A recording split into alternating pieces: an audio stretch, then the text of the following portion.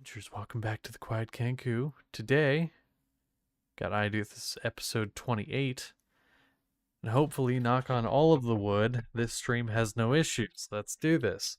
I've knocked on all the wood I have around me. Here, this bookshelf. There we go. That's wood too. I'll punch my hand through the wall and knock on the support beams if I have to. So, episode 28. An episode it'll be. But recapping for last time, because it feels like it's been ages for me at least. Our adventures, our party here, was wanting to go get some assistance because they need to go rescue some more of the members of Sapling's old tribe, some of which are now with you, some of which survived the fire that happened at the place that they were being kidnapped at, and held hostage. But you know they're being held in Favia, that the remaining ones being held in Favia. Now, that is a little bit to the southwest, around the area that Seth, your old monastery, is. So you decided you'd start making your way there. On the way, you met a very strange gentleman, Haben Rud, and his merry band of merry men and merry women, that sold goods. They were traders, sold things for actually pretty decent prices. And on that flying airship that sidled up alongside was also Dickman, who you've met at this point at least once. And yeah, you got some new gear. Some of which will possibly help you in the immediate, and some will just be useful all in all over time. But after encountering him, some coin lighter and items heavier, you continued on. Most of the people that you had saved are set up in a small makeshift camp in some of the open grass area of Valve as you move. And all in all, you haven't had a terrible trip. The biggest thing that really delayed you, other than the shopping trip, was the fact Valve got a little stuck in the mountainside and you had to fix that. But you were able to get to the top of the mountain. And while waiting, a few of the monks had approached and sorry, I just saw what you put in. No, Mike. But some of the monks had come and kind of surveyed what the fuck was going on and realized it was you. Seth, you were out there kind of watching, and Kian, an old student alongside you, had kind of been like, God damn it, well, you woke everyone up anyway. I'll go let them know you're here. And so now you guys have been waiting. Yeah, anything else major from last session that I'm forgetting? I think that's the long and short of it. I mean, in the beginning, you talked to the old god of death or god of fear who said he killed all the other Fey gods and escaped. But I mean, that's a small thing, and then That's he a left. small thing. Yeah, then he left and was just like, yeah. He seems chill now, but I'm tentatively suspicious still. Yeah, and he kind of gave you like a really, really vague warning about something that doesn't make a whole lot of sense currently. But that shit's happening. Pizza rolls. Pizza rolls. Go get the pizza rolls. Totino's pizza rolls. Anyway, not sponsored. Not well. Yeah. Although, but yeah. So you guys are all kind of just at this point waiting for the monks to come get you. You were doing like a night watch at the time when they approached and you noticed them. So the rest of the watch pretty much goes by without issue. Excuse me. As Valve kind of lowers down, still big, noticeable, and a little lopsided, but settles down on the somewhat flat, rocky area at the top of this mountain. You can see the monastery from where you are. It's not very far. the area this is high up enough that there's a decent cloud cover just barely above where the monastery is. In fact, some parts of some of the buildings do kind of like reach up and touch the clouds. Um, and Seth, you had gotten, yes, you had gotten some rest earlier in the day, so you're not getting a level of exhaustion from this, which is good. Because you don't know what is to come. But the morning comes, everyone wakes, and I'm gonna wait real quick because I think Callie just got back. I saw a change in color on the camera. I'm assuming that was them moving. There we go. I was right. Hello. So all of you awake in the morning. Some food is very, very hastily prepared by a few of the people on board, getting some things ready for whatever comes of the day, making sure you get your breakfast. Max is very insistent on that. Max being the wizard, basically just being like, it's an important meal, don't skip it. And like even Seth, he's just like, eat this. Do what he says. You'll need the energy. Don't need another dad telling me what to do. I've already got 2 of them in there and 1 right here. I'm gonna eat anyway. And so you all do. Pretty close after you guys wake, there's a knocking on what serves as like a front door. I'm guessing one of you goes and checks. Who wishes to go investigate? Sharg. No, and Chiron, I think, was the And one Chiron? doing that. Yeah, I did Okay. say. I did not see. Okay.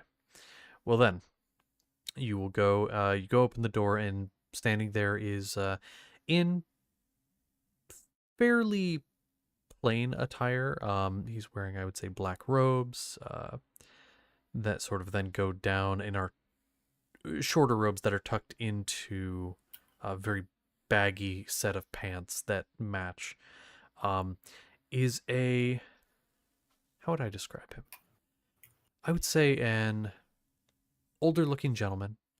A sort of bluish, honestly not even bluish, blue tint to the skin.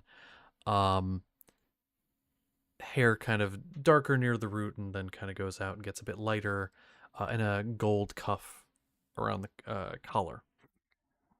Got a bit of a smile on the face. He says, "Hello, I am Grave Warden Sunker. I'm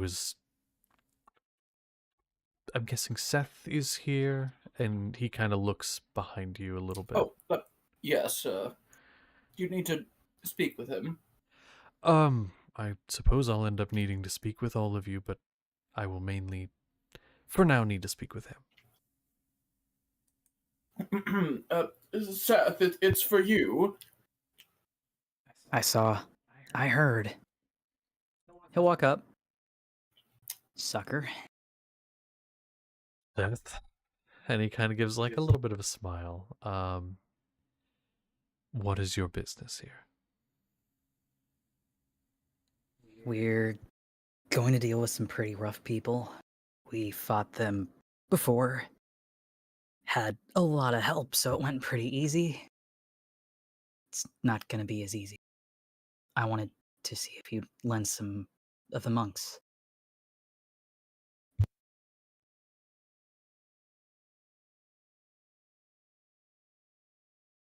Just gonna kind of think for a second, say, "Can I come in?" He'll move out of the way to let him in. Just gonna step inside and kind of look around, and then he's going to kind of go over to one of the seats in the main living area where most people are gathered and kind of look to Seth, but also in Chiron look to you and kind of sort of that thing of like, may I sit? So he will. And he kind of clasps his hands. Seth, when you left back, however long ago it was now, I was hesitant due to your war you're waging, your personal war. I need you to promise me you're not just bringing that to our doorstep. We may be fighters when required, but we are not the type to wage personal wars. This has nothing to do with me.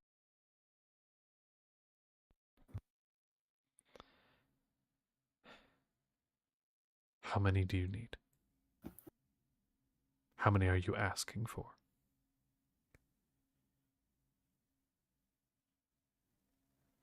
He's gonna kind of look towards Sapling. How bad do you think it'll be? Kind of. I'm assuming that fuck his name. Boulder is also hanging around. I would say currently he is out with the rest of the people, out in the front lawn.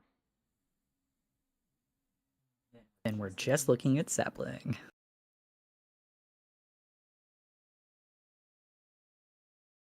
I did not completely hear why I was being looked at. How many people do you think we'll yeah. need?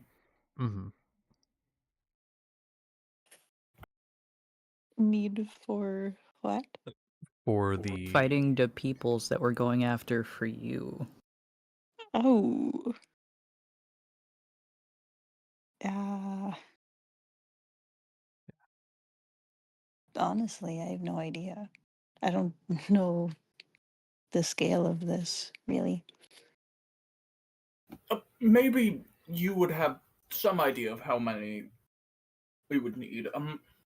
I believe the group we're at odds with right now is called the Boundless Mossy Wood. They're stationed nearby. Let's see if he's heard of them. Let's see. I Okay. know they're like right outside of Favia, so I'm rolling the dice there. Oh, for sure. There's a chance. He nods. I've heard of this group, yes. They were a bit of a mind my French, but or my language, but a bit of a pain in the ass. They have been causing some issues down in Favia, although not any so great that we've had to really step in any way. But Well, we are stepping in because they've affected more than just Favy. I see. It is a large compound, from what I know. I have not led or sent extensive scouting operations to look into it. I have not done that. That's not our purview, usually. But you can see it from the monastery. It's been slowly growing over the past couple months. I would say you're going to need a small army. Either that or a few very well trained people. Now, I cannot give you too many. We are, after all, if this group is a threat, like you say, and spreading outside, we must keep defenses back here. I can give you three. Three of our more disciplined individuals.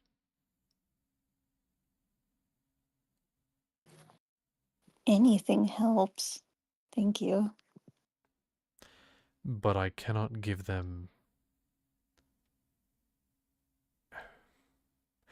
Let me reword. I will consider giving them to you, but I request something of you first. If you could all, at least the three of you, come with me to the temple.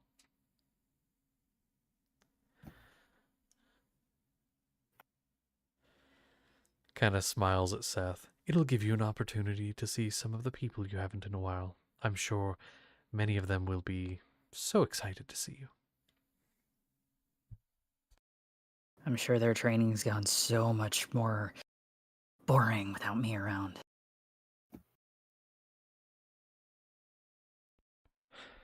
Perhaps. And he's going to stand and start to walk toward the door. You don't have to come now, but just whenever you have the time.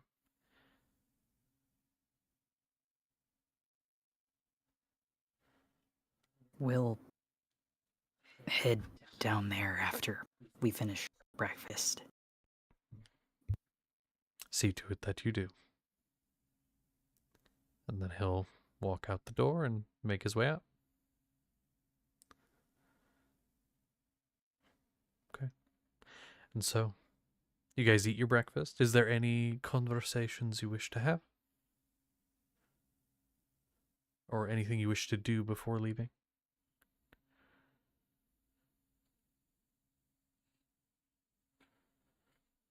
Don't take any of them lightly.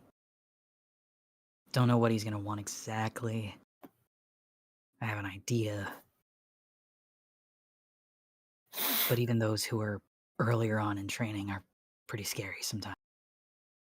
I've seen your mentor fight. I'm not in a rush to go up against any of them. Olcast is... to say special is weird. He's had a lot of experience. And I fight different from the rest of them.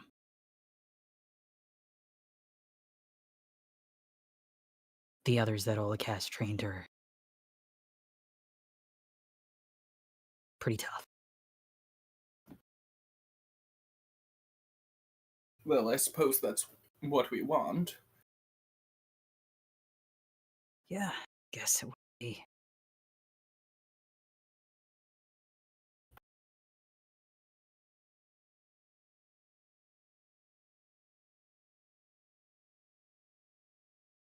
Okay.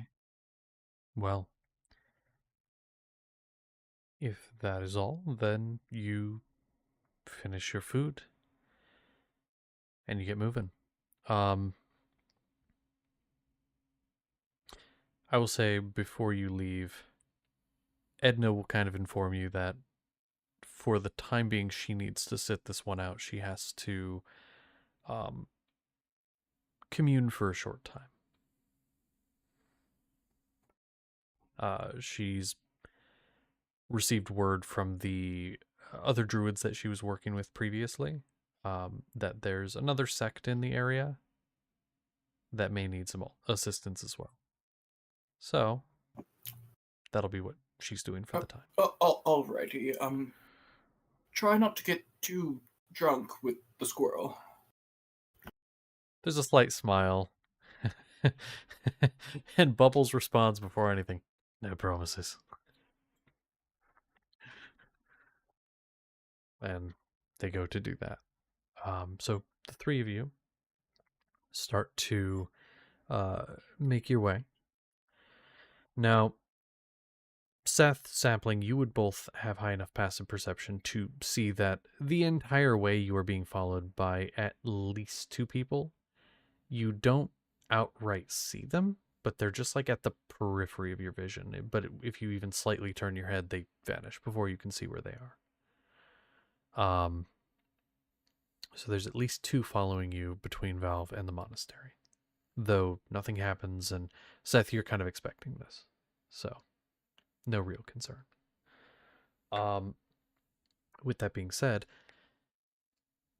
you get to the monastery, and it is a complex in itself.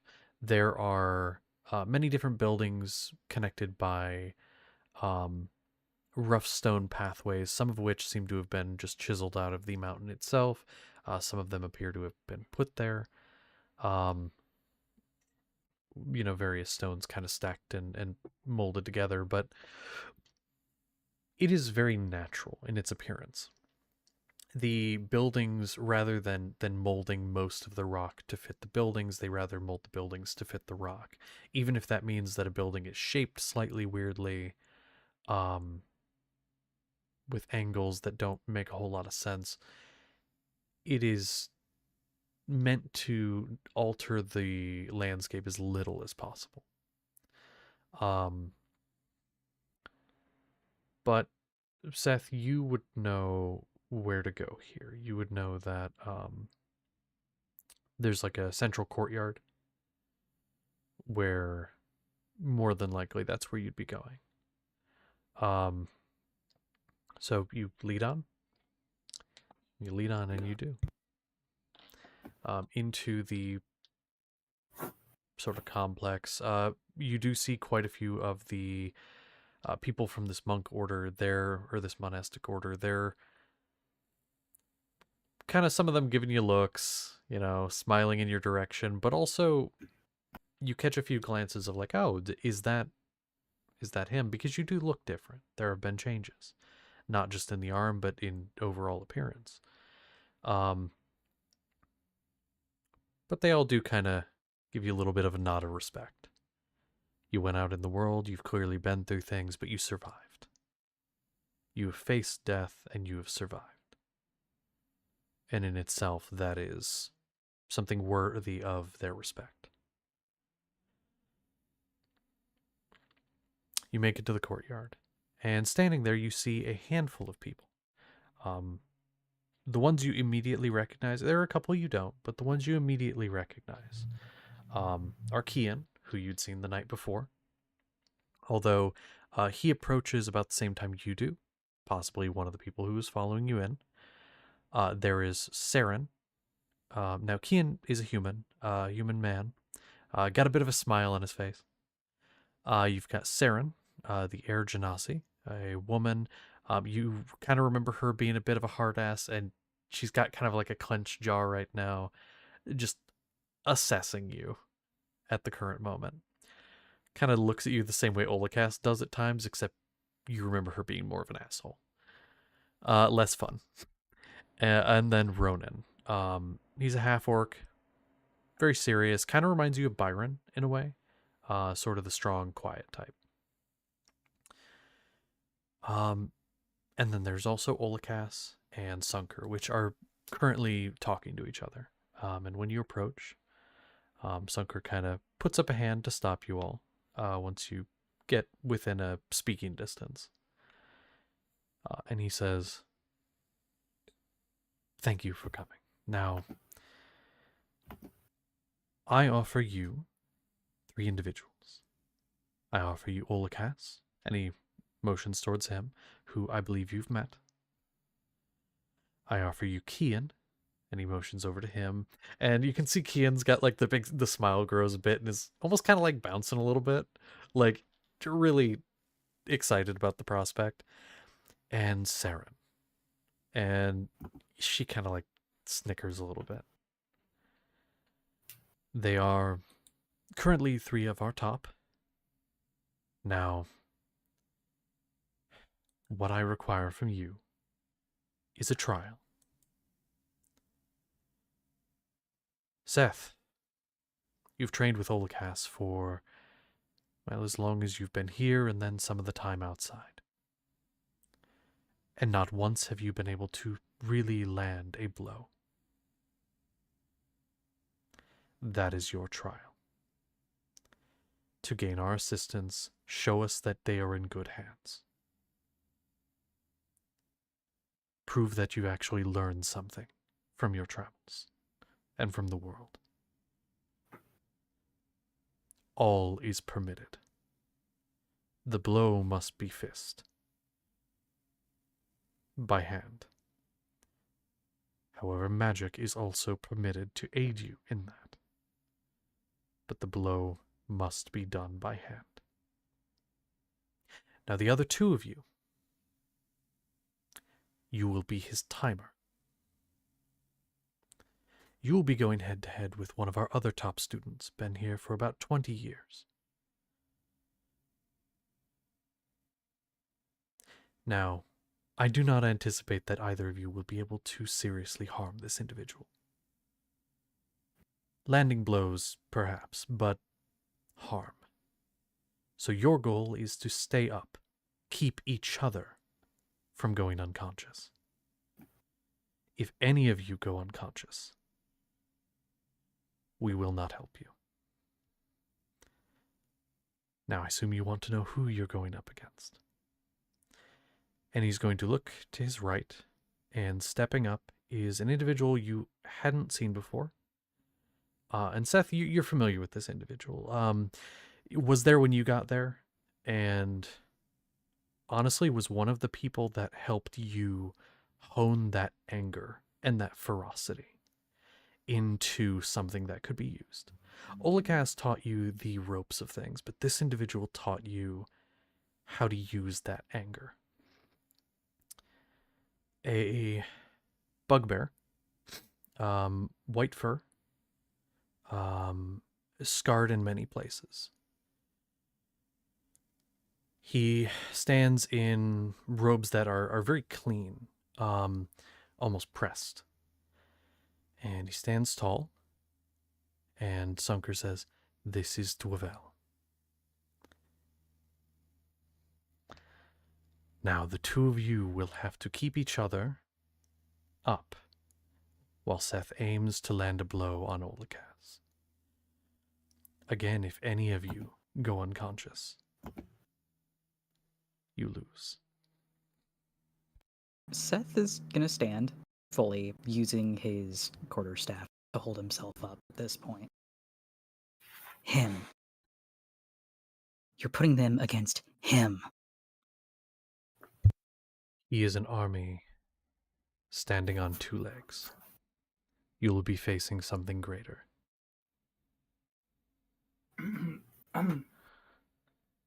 We will be all right. And again, you are not to take him down. You are simply to stay up. Do your best. And I'm going to, with that, I'm going to cast Magic Weapon on Seth's fists. Obviously. All right. So that's +1 to attack and damage rolls. Don't forget it. You'll need it. And all you have to do is land a single blow on Olakas. The other two of you, to reiterate, you do not take down Dwavel. Your goal is to keep each other alive. This is a test of, Seth, if you've actually learned anything since leaving the Monk Order, and if you can actually best Olakas in any way. And for the other two of you, it is a test of if you are capable of keeping others alive. So, don't go unconscious or get incapacitated in any way. That goes for all three of you. And Seth, gotta land a blow. Just one. Now, he motions for Seth and Olakas to go to one fighting pit on the left, slightly a sort of lowered sand pit, rectangular in shape. And then the other two of you go to another next to it.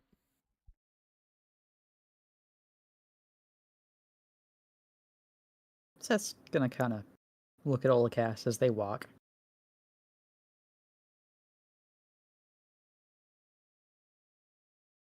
They'll be all right, right? Yes, they'll be all right. He is a powerful individual, but he's not aiming to kill. I suggested to Sunker sending him with you, but he would have been more of a danger.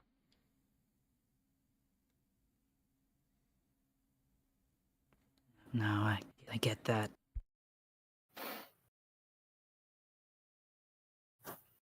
On the other hand, though, you may be less fine.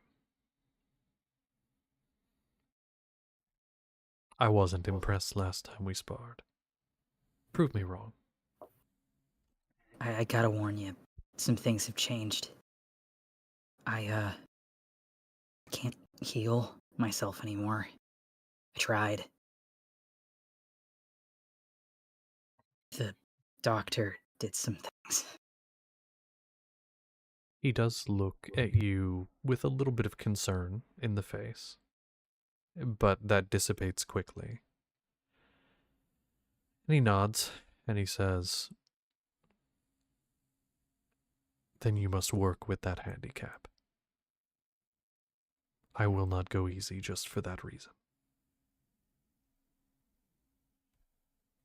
I don't want you to. I'm still getting used to this.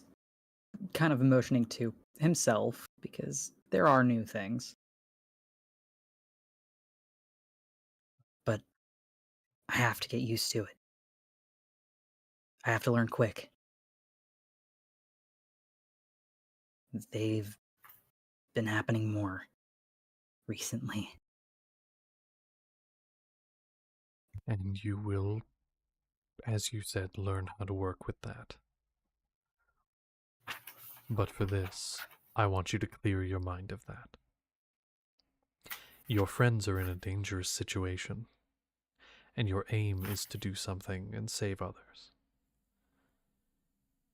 So for right now, in this pit, it is just you and I.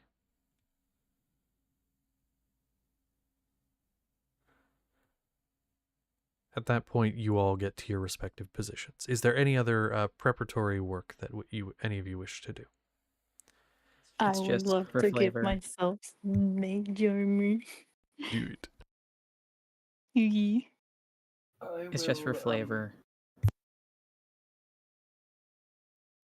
I will cast I will cast Shield of Faith on Sapling right beforehand. Smart place, smart place. And Seth, what do you do? It's just for flavor. Dude does a little bit of meditating beforehand, trying to clear his mind like Olaka suggested. Otherwise, that's it. I don't have any preparatory shit. Okay. Sunker will take a position there. So between these two sand pits, there is at the one end. Let me actually kind of describe here. There are sort of staircases that lead up onto a slightly raised platform on both sides. Kind of like think like a grand staircase setup where it's staircase over here, and then it goes up and connects up again into like a little platform, and then there's catwalks and whatever around the place. That's where a lot of the monks currently are. Olakas takes position at the end of one of them. Or sorry, Sunker, not Olakas. The Grave Warden takes his position and he says, "Now, we have a little bit of a tradition here. Before each battle such as this,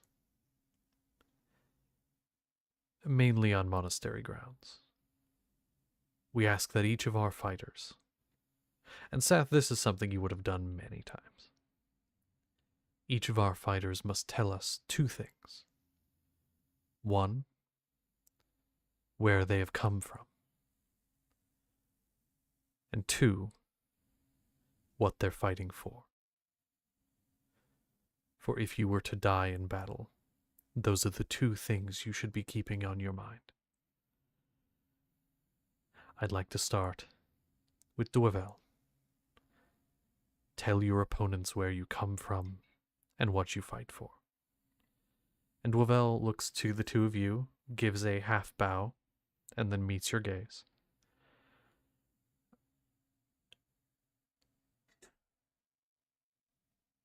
"I was an orphan. I came from Kingsport. And he kind of looks over a little bit towards Sunker, who nods.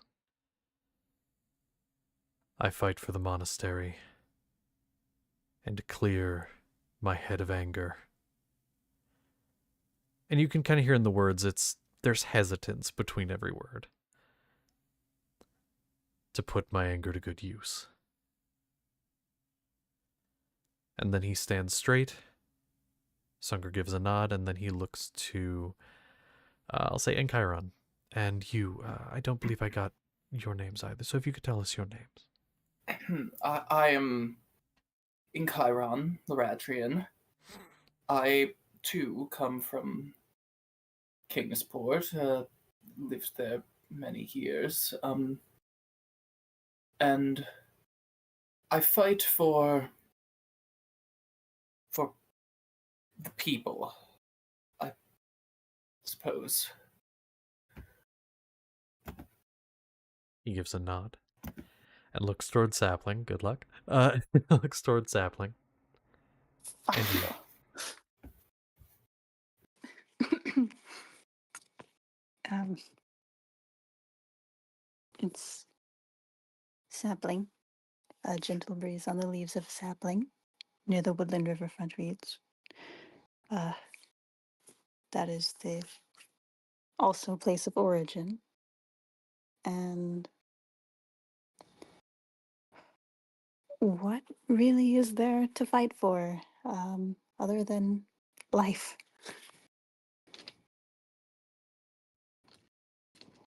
Sunger kind of gives you a bit of a... Before he nods, he kind of raises the head a little bit. There's a pause, and then he gives a nod. Like he's contemplating.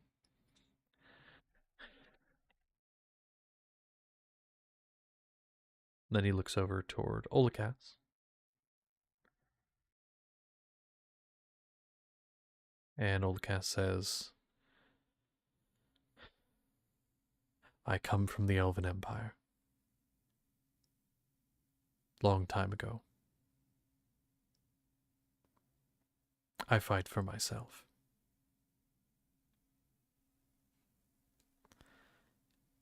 Sunger nods, and then he looks toward Seth.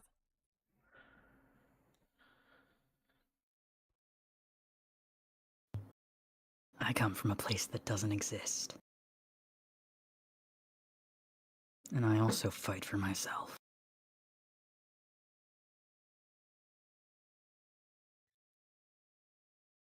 Sunger nods, and he says, then whenever you're ready, begin.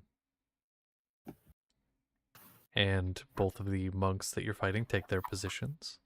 Dwevel getting this sort of much more like a bruiser stance, hands kind of up in like more of a boxing style. Olakas simply, and Seth, you can very much, because you know how he fights, see his body gets a bit more fluid, a bit more, or a bit less rigid. And his hands, rather than raising, just stay at his sides, but almost angled slightly. Okay, now I do want to ask, who would rather go first, the Seth group or the Dwevel group? Who wants to go first in this combat encounter? We'll still roll initiative, but it's rather who I go to first in terms of this, and then we'll roll initiative for the groups rather than all together. I say call it a coin flip. Coin flip. Yeah. Okay. Who wants heads? No. Sure. Wants heads. Fine. Sure. Sure, we'll Okay. take heads because we don't have tails. He's the one with There the you go. tail. That's a good point. I have a Okay. I mean, tail. also sapling. I'm the only Uh, one without a tail. This is so Well, I have a tail, but I don't have a tail. So I guess if you really think about it, sad. Okay. Now, which side is going to be heads on that coin of yours? I'll let you flip it, but which one's heads? Heads is the one that has like the plant on it. Tails is the one that has a 1 on it. Okay. Go ahead.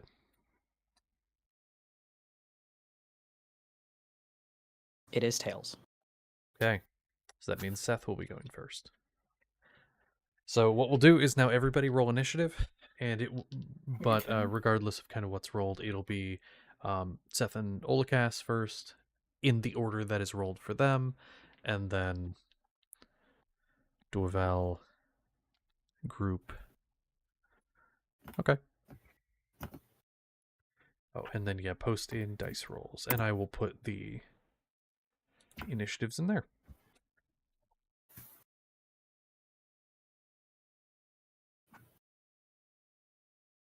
Okay.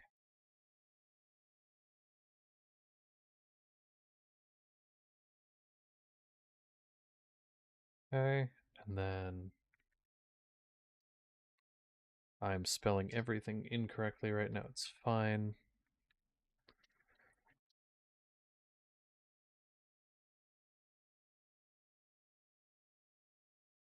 There. Okay. So that is going to be the initiative order. So again, Seth and Olakas, that group going first, and that's the order it was in. And then in Chiron Sapling and Dwell. So the monks will be going last in both. Okay, let me go ahead and get their stat blocks in front of me here. There we go. All right. So, with this being said, they are both standing at the ready. And yes, right at the roll, very low, rolled very low. Seth, you are up first. He is standing at the ready. What do you do?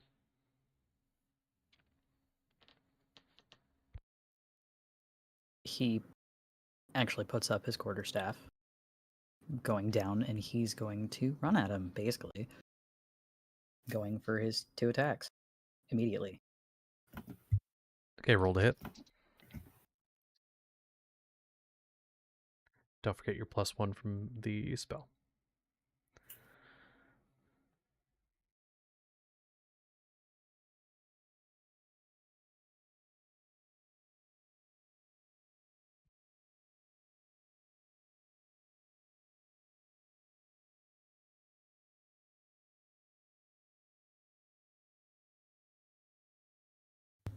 First is a 12. Okay, that will miss. Oh, there's a natural 1. Roll to confirm. Is it happening again? Oh my gosh. There's no way. It's not even the There's no same dice fucking as last way. week. I switched out my dice. It's not the same ones. Help. Help. Help. You shouldn't switch out the dice, because when you switch out the dice, this happens. So maybe you just need to use the same dice so that you use the bad mojo on those already. Well, okay. So the 12, you go forward, and again, very fluid in his motions. He is able to just kind of sidestep against that. You swing past, and you go to bring it up, and he just carries the momentum and makes it smack you in the face. You take 1 bludgeoning damage. He does it out of disrespect. He's not attempting to really hurt you. It's just out of disrespect. He just like carries the backwards momentum right up into the side of your face.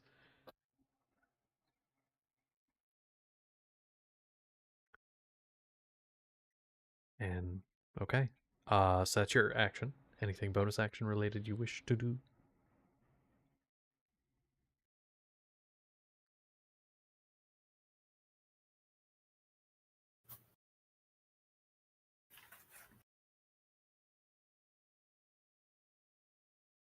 Fuck it. Flurry of blows.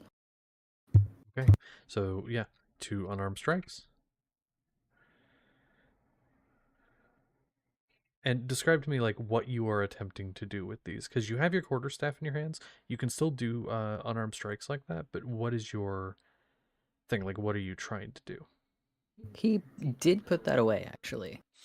Okay. So basically, he gets smacked. And I actually had thoughts about this, and then I completely blanked as soon as we started combat, as per the usual for me. First one, he's going to attempt to go for like a punch to the side using the mechanical arm.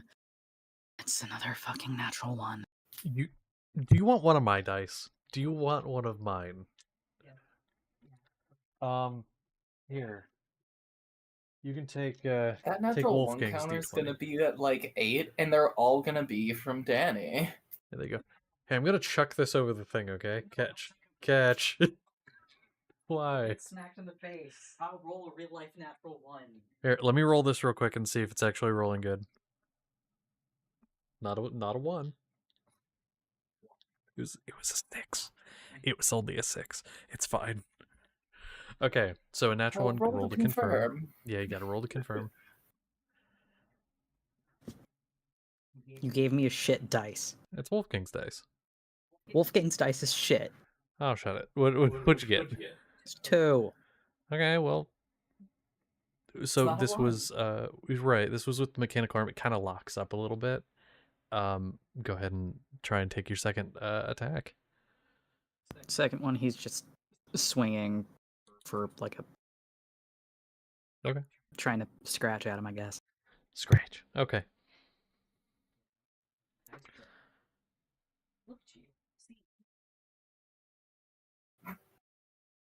Not mine. Okay.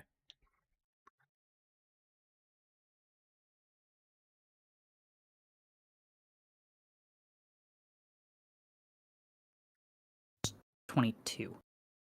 With the plus 22. one? That's with the +1. Okay. So that punch with your arm goes forward and is about, or the scratch rather, is about to connect. He is going to use his reaction to parry that off to the side, adding +5 to his AC. And so that does miss. But Used a parry. But yes, and that did use his reaction. Oh, you give me the dice back, but it's so good. Let's see what it rolls for me. 13. Oh, well, you gave it one shot. It's fine. I have the duck dice. That's good. So, that's your turn unless you want to move away. No. Okay. Wait, actually, used I his can reaction. because he used his reaction. Yeah, he's moving away from him. I don't know how far he was to begin with. I mean, I don't know. How far would you move away if you could? The full distance? Yeah. That'll get you to like the edge of the arena. But your full movement, which is 45 feet, right? Correct. Okay. So you do that, you get 45 feet away. Takes a deep breath, and then he's going to charge you using most of his movement. And he gets up to you. He fast as fuck. And let's see. What's he gonna do? Does he want to be a dick? Nah. He's just gonna take his attacks on you, his 3. So let's see. So first one to hit, actually I think misses. That is only a 16.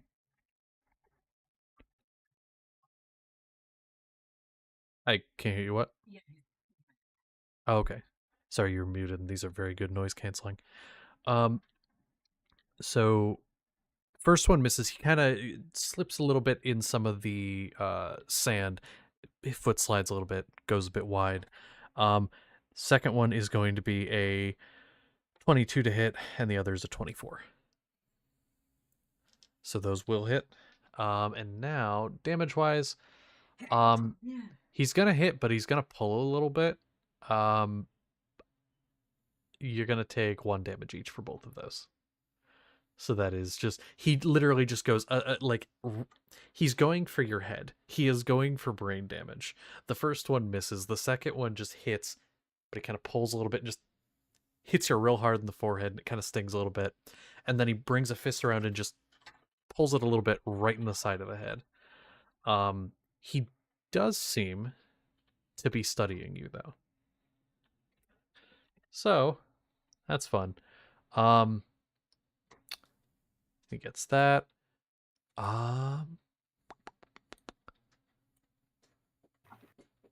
That won't affect him in any way. Yeah, okay. He's gonna stay right up on you. That's his turn. He's not going to... Actually, no. He's going to... I need to double check. I believe it's a bonus action. Well, I mean, you're a monk. You can tell me. Patient defense, that's bonus action, right? Yep. Yeah?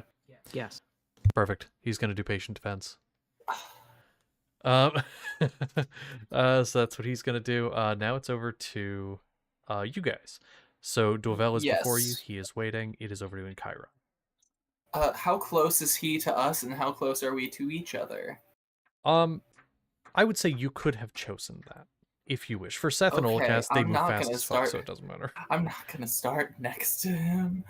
I'm gonna put as much distance between me and him, and between me and Sapling as I can with my little 30 feet of movement. I'm the lowest movement in the group. You could get roughly 50 feet away if you wished. I'm not So- gonna use a dash, but I will No. use my 30 feet. No, I'm saying like using your let's say Oh, you okay, started yeah. you started at 20 feet, you could use your 30 to move and get Yeah, 50 feet. That's about I'm as gonna far as run you could get. away. Run away, yep. But then I will, as my bonus action, I'm gonna cast Sanctuary on myself. So, and then as my action, I'm gonna take the dodge action. Mart, you are playing defensively, and in this thing, that's all you got to do. Okay, Sapling, over to you. Hurrah! I'm also gonna get the fuck out of Dodge and move away as much as I can. And well, I don't need it right now, but let's see. Yeah, I don't need it right now, but I might need it. So I'm gonna start up a little bit of Expeditious Retreat as my bonus action, and I'm also gonna take the dodge action because Yeah, okay. And so you get yourselves into a defensive position. And that is a good idea. Okay, well, in that case, it's over to Dwevell, everyone's favorite person. So you both would be, we'll say, 50 feet away from him because that's as far away as you can get. He's going to use his movement to get 10 feet away from, I'll say, Sapling. He's going to go for Sapling. So he has 40-foot movement. He's going to get there. He's going to use his bonus action to close that distance. It's only 5 feet to get there, but he wants to get to you, so you use a key point, and I forget the name of the thing. Where is it? Step of the Wind. Step of the Wind, that thing. Yep, there it is. To close that distance. I'm gonna say... Huh. I mean, that does the same...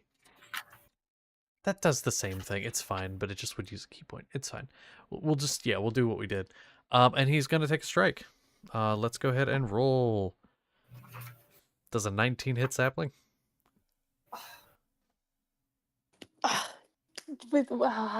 with the fucking mage armor and the shield of faith, just barely. Oh, that sucked. Ah. Well, it wasn't max damage. By the way, just curious, how much HP do you have? 36. Okay, we're good.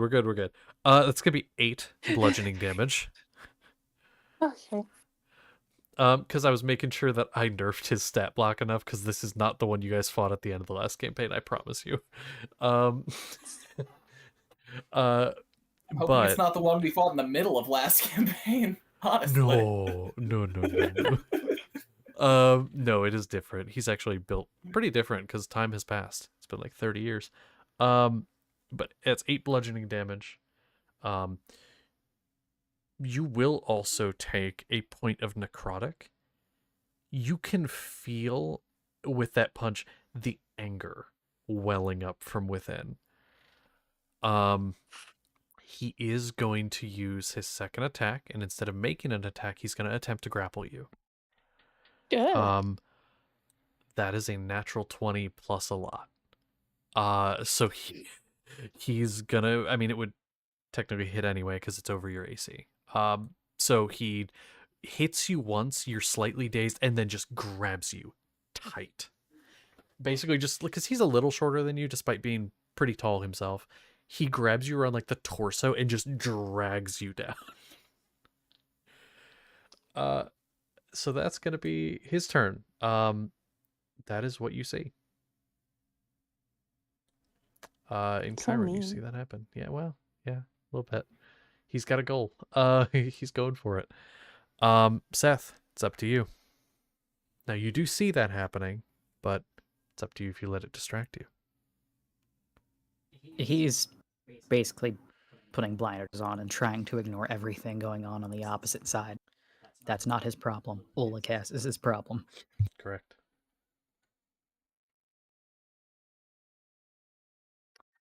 And so Olakasi is 5 feet from you.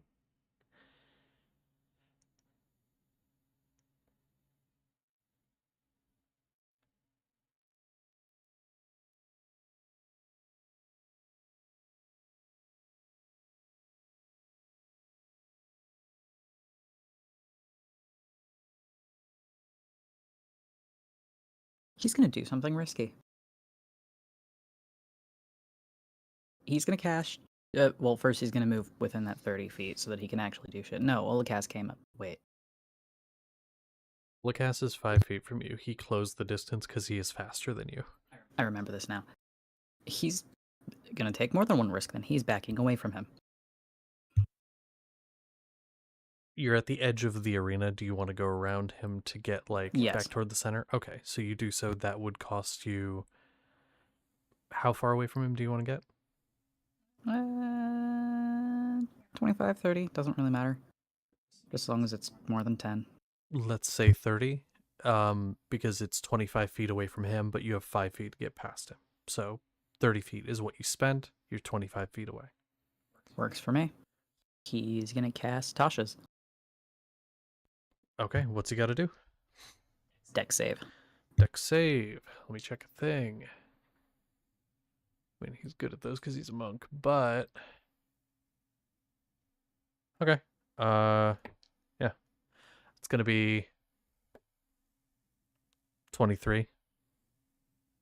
Definitely beats it. But Seth didn't do that because he thought it would hit. Seth did it because he knows about his own wild magic. Roll it. Roll the wild magic. That is risky. Tell me what the number is now, because I want to look with you. 91? Is that what you said? Don't say anything yet. Hold on. Oh, where's the motherfucking thing? We need to pin this. That's a really weird Alright, let's see, shall we? 91. On our fancy schmancy table. Oh. Oh. Yeah. Well, while it's not your turn, do that. And you just have that now. That's just a permanent thing. So, for everyone else, Seth just learned a random first level spell. I want it to be truly random. See if you can find online somewhere that has like all the spells or how many spells are in D&D. Roll a random number generator with that number and of the first level spells, how many first level spells there are. And then whatever that is, that's what you get. I'll say if it's one you already have, you can reroll. Sounds good. I'll do that. Otherwise, he's gonna spend a key point patient defense. Okay. Okay. That's pretty cool. Sick. So, that's gonna be And okay, I have to add it for funny. He's gonna kind of look at Olakas, a weird look on his face. I think I just got smarter. he's gonna kind of like a little bit of a smile start to form before disappearing, and he's gonna say, "Let me fix that." And he's going to then close the distance and attempt to bludgeon you in the face. So let's see. Patient defense, so he does have disadvantage. That's gonna be. Oh, I need to get his thing back in front of me. There it is. Is that what dodge action does? Disadvantage? It's disadvantage on strikes against you, yeah. Cool. So first attack, that's gonna be a unnatural 20 to hit. Soon to be brain dead 20. Second one is going to be a 19 to hit. Do those hit? They both hit. Yeah. He has one more. Oh yeah, that one definitely. That's higher than both of those. That's like a 22. Listen, he's going. Here's what I'm gonna say. The first one bludgeoning damage. The second one bludgeoning damage. The first one being your sternum, second one being like near your kidney, which causes you to kind of double forward a little bit. The third one, he is not pulling. And that's going to be 13 bludgeoning damage. And that one is directly up under your chin. Yes. You are scrolling and looking at something. What are you looking at?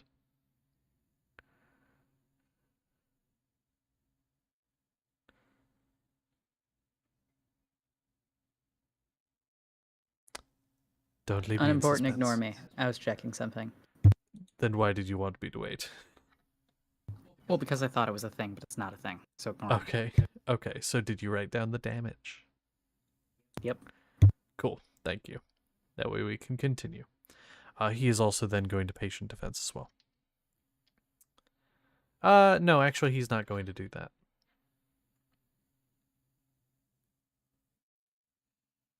He's not going to do that, actually. For his bonus action, he's not going to do anything at all. He's simply going to stand there within 5 feet of you and wait. It's over to Encheiron. Sapling is being held.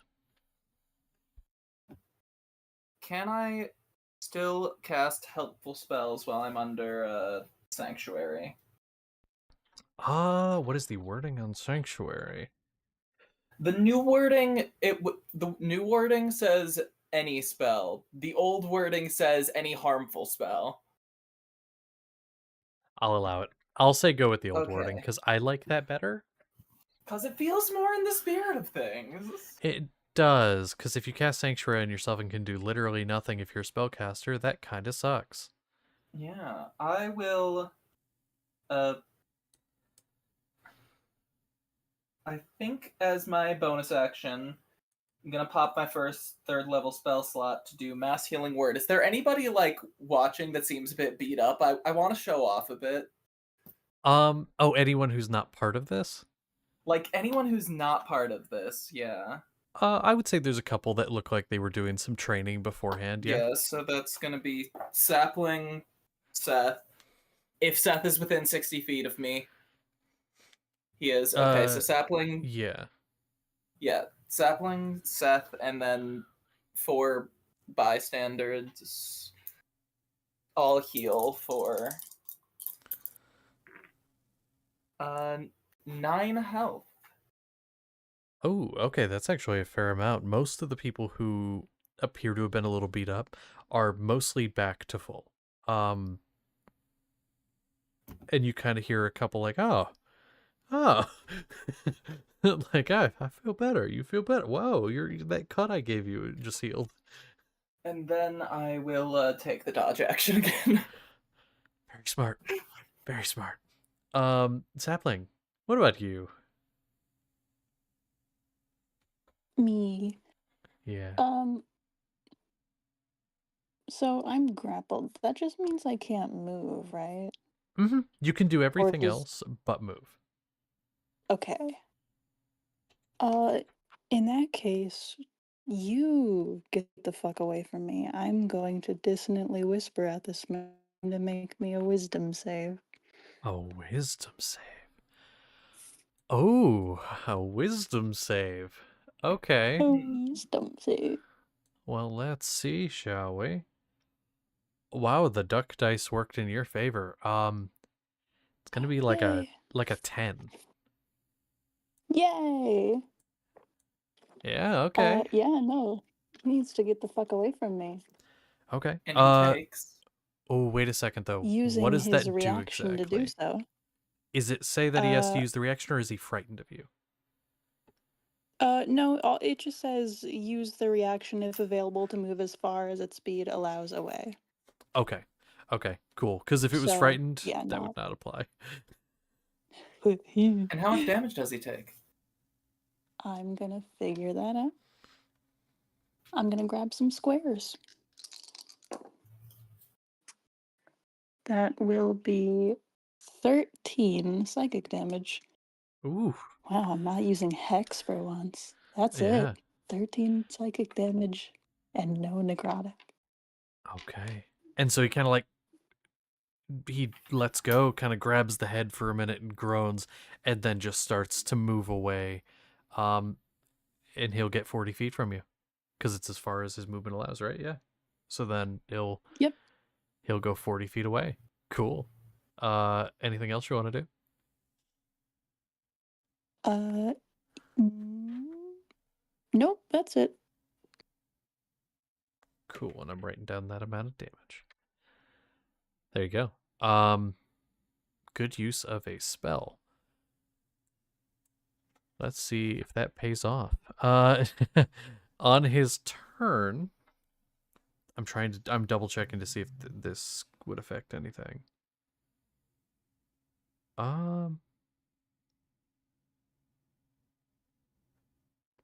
So at this point, he could move back to you if he wanted to.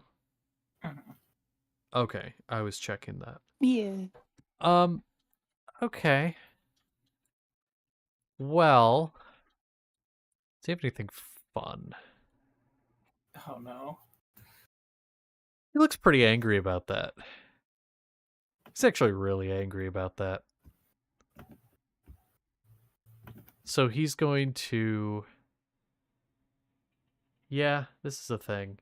Now that he is angry, the aggressive bonus action, he's going to move up to his speed toward a hostile creature. He's going to move his speed up towards Sapling. He's going to get in your face. He's then going to go for a gut punch. Because that was mean, what you did. That was almost a natural 20. You got so unbelievably lucky. It rolled because it like hit the side of the dice tray. Does a 17 hit? No. Yay. Okay. So it does not hit. And so he goes past. He goes for a gut punch. He is then going to twist and go out of your range. Do you want to make an opportunity attack? Oh, heck yeah. That can only be like Melee. like that. You can't do spell. Okay, melee. Mm-hmm. Gotcha. Oh boy, I know how to do this. I love martial fighting. Just. Strength. Oh, okay. Doesn't matter. I got a natural one. Let's add that to the counter, shall we? Roll to confirm, so just roll a flat d20 and add nothing. Okay. 6. So that is a slightly worse failure. It's not as bad as like natural one failure, but so you go to, what is your attack? Is this like a punch, a kick? What is it?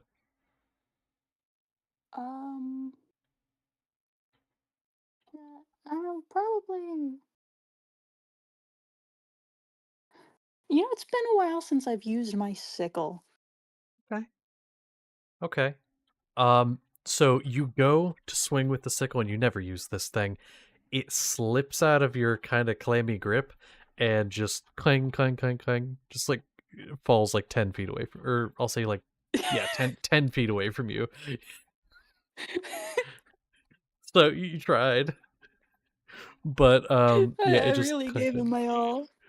Yeah. So you'll have to get that later. Maybe if you really feel like it, but okay. Well, he's going to then use his 40-foot movement. Hi, and Chiron. Now he does have to make a wisdom save on you. He does have to make a whiz save, yes. So he is going to do that. What's he have to beat? 16. It's 19. Okay, he does also have to roll at disadvantage. He did. He did roll at Oh, are you saying wait. For are you his saying roll in the attack roll, attack? he has to roll at disadvantage because I have the dodge. Okay, I was gonna say he did roll a disadvantage for that for a different reason. For a different reason. I didn't know that reason. Yeah, he had a natural 20 and a 14 on the die plus his Yeah. But for the attack, rolling with disadvantage because of dodge. That is the exact same roll on the die. Plus. That's right. 17. Does not hit. Misses. Okay, that dodge. That dodge. Um, man, multiple layers of defense. So he goes after Sapling, goes for a gut punch, gets a sickle thrown past him as he moves toward Chiron and whiffs. He's kind of stumbling. He's moving with anger rather than grace. Okay. I need to swap out those dice because those are not rolling well for me. Ooh, that's the die I used to. Yeah, I used on that him before. We'll use that. So now it's over to Seth. Let's see. That is an interesting spell. Very interesting spell. Not using it right now though, because I have no reason to. He's just gonna go for another 2 punches. Okay. While I'm rolling that, I have a question. Yes. Because I was doing research. How are the other 2 doing? Oh, Duval has whiffed twice. Sapling attempted to swipe at him with the sickle when he was moving away, and the sickle is now lying on the ground because it slipped out of Sapling's grip. As far as damage goes, Chiron has done some healing, and I think you guys are doing okay. You guys seem to be doing okay. Okay. If you didn't hear, on my turn I healed you 9 hit points, Seth. Me? Oh, Yes. fuck yeah. If you could check Seth's chat though real quick. Maybe. Maybe I can. Maybe I can't.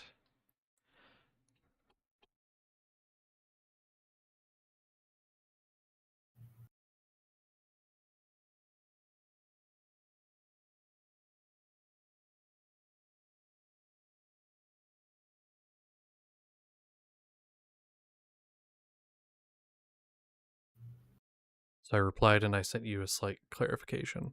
If you need more clarification on that, I can give it.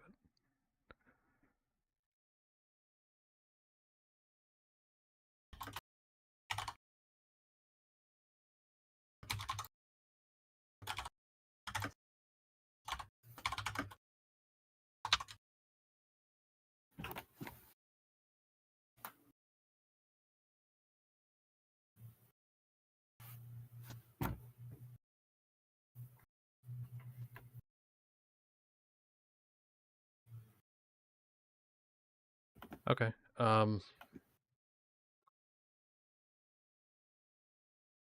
Hopefully that clarifies for you. Mm-hmm. Yeah. That was a weird thing to roll. But yeah.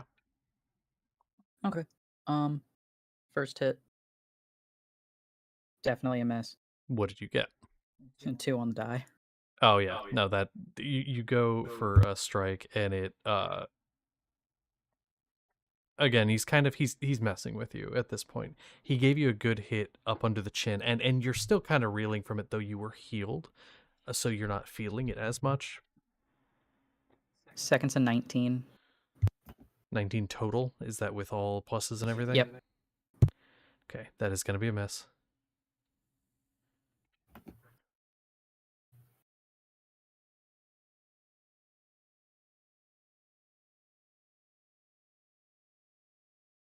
Fun.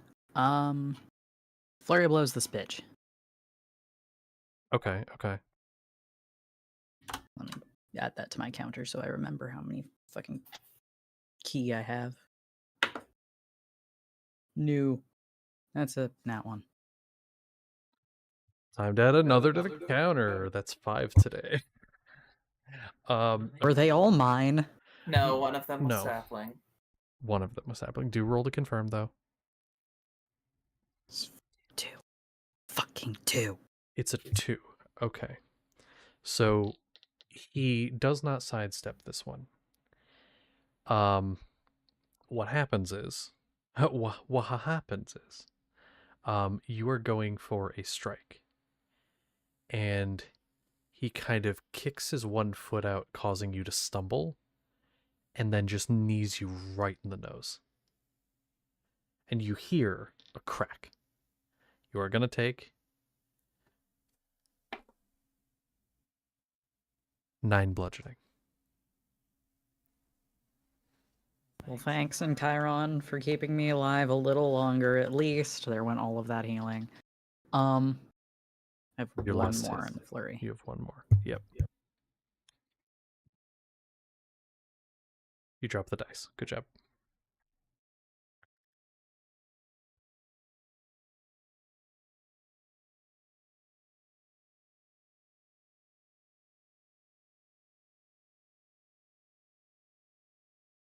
All right, so what do we got?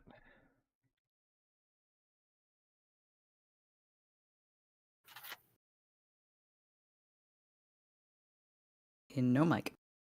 In no mic. I think that's no mic. That's no mic. Yes. How about you say it out loud for the people that can't see?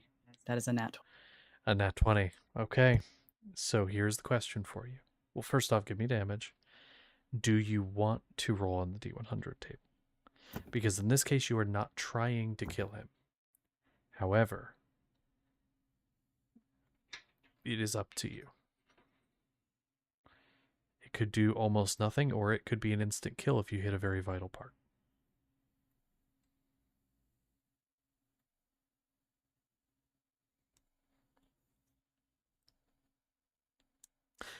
Actually, Stupid fucking table. roll D100. Fine. Because given the fact you got a nat 1 beforehand and it was a critical fail, it is reasonable I think Seth might punch a little harder than he meant to. 36. I'll tell you that is not an instant kill, but I will tell you what happens. Give me damage, by the way. And don't forget to double the whole thing. Working on it. 36, let's see. Speed is halved and blinded for the duration of the encounter. So for basically this attack, and then that's the end of the encounter. Essentially, you make his vision go white. From the hit.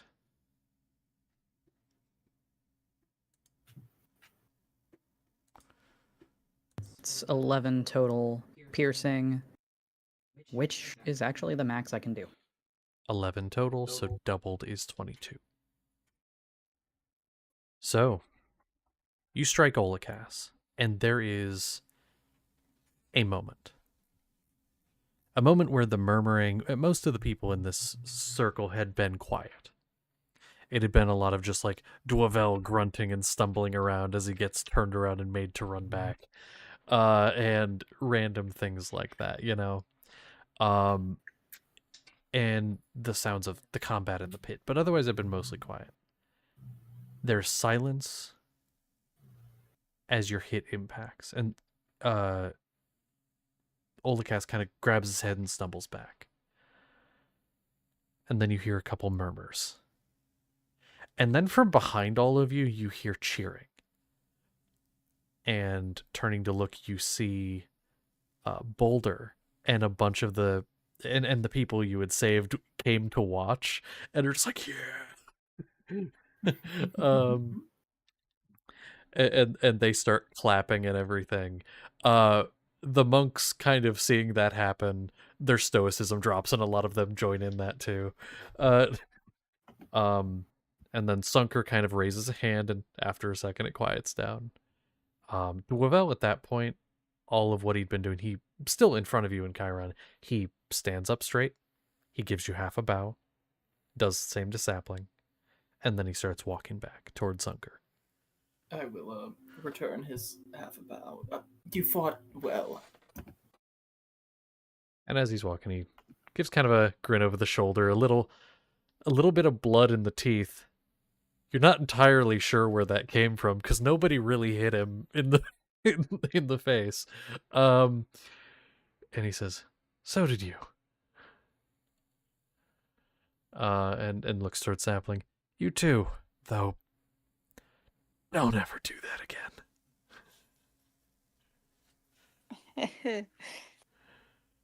I will break you." I'm gonna go get my sickle. Yeah, go get your sickle. And then he walks away. You get your sickle back, your very slippery sickle. And at that point, Sunker looks to all of you once everyone's quieted down and things are calm and says, "We will help you. I will give you the 3 that I said I would. And let's just say I'm impressed. A gift for each of you. But first, Seth, good job. Olakas was saying you had learned much out there. Seems my doubt was unwarranted. No better way than to learn from experience, right? Not the first time you've told me that, but maybe it's the first time that I believe you." I will go to Olakasa. Are you all right? I can patch you up a little if you'd like. Kind of takes hand from the head and puts a hand up to you. "I'm all right, thank you." But he does look towards Seth. He doesn't say anything for a minute. And says, "Do you have anything to say for yourself?"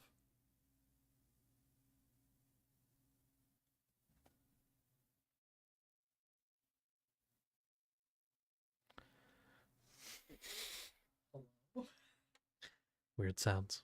Squirrels on the walls. Literally.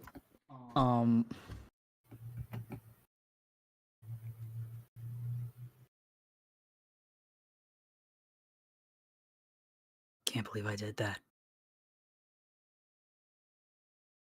Neither can I. But I'm proud of you for it.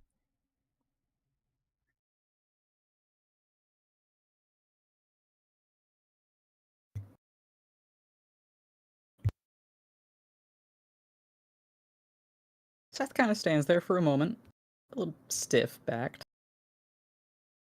Then he's gonna do something he doesn't do often. Has never done with Holocaust, and hug him. He goes a bit rigid and says, "Why are you touching me?" Just shut up and take it. "I don't know how I feel about this." Would you rather I punch you again? "Actually, yes." He's gonna try to get him in the gut. You do that, but he actually does wrap the arms around you. He doesn't try to dodge it. He kind of wraps the arms back, you punch him in the gut, and then he actually does give you a hug back. And for the first time, you actually catch like a genuine little bit of a smile on his face. But he barely lets you see it. I'm gonna pull out the gift I got from Leotris, the book on fatherhood. I received this a while ago. I've already read it. I thought I'd pay it forward, and I'm gonna hold it to Olakas.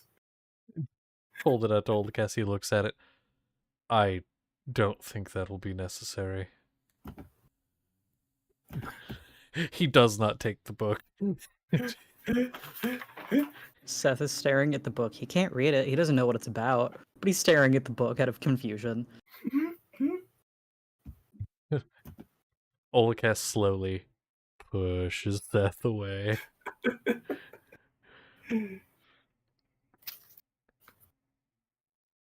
So...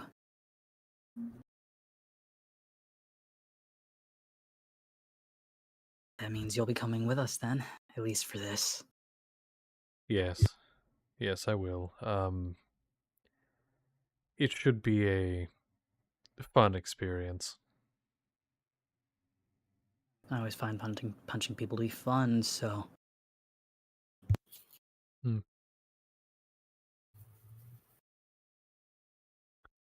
About that point, the 2 other people that are going to be coming with you end up coming up to your group, that being Kian and Saren. Kian is, again, still bouncing in place and was like, "That's fucking great. That was pretty great. I mean, listen, like you threw your sickle in like a tactical maneuver. I don't know what you were trying to do there, but like that, it almost got him. Like it almost got him. I've never Yeah, I've never that seen was anyone do that. actually a confusion tactic. I mean, it worked. Everyone around me, like we were taking bets that like to see what you were trying to do there. We're not taking bets, but like we were trying to figure out what that was. We were theorizing. I mean, confused the hell out of us. Yep. Sometimes you just gotta keep the crowd in mind. I mean, hey, I think we all appreciate it. It was exciting. And then you looking toward in Chiron. I mean, listen, a couple of my buddies over there said you did something. Like, you know, you helped us out. I mean, Oh, yes, I thought it would be good to show what I can do a little bit more. hey, I think it worked. People are pretty impressed. And then you pointing towards Seth, you go fuck yourself. But you did good. You did good.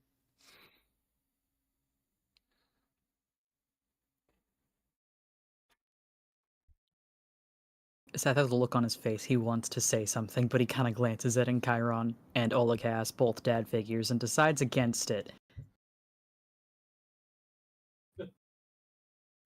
Eh,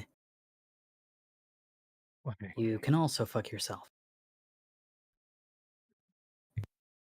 I'm gonna choose not to respond to that. But I will say you did something that none of us have been able to do, so that's pretty cool. None of you have been able to hit him yet? Well, obviously not.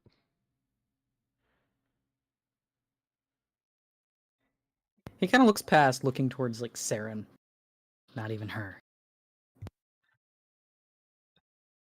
Theron gets like a bit of a look on her face and just goes, "Don't think you're better than me just because you did it." I don't think I'm better than any of you. I'm just surprised that none of you have. You're far better than I am. Even she gets a little bit of like a kind of raises her nose a little bit. That's right. At least you remember.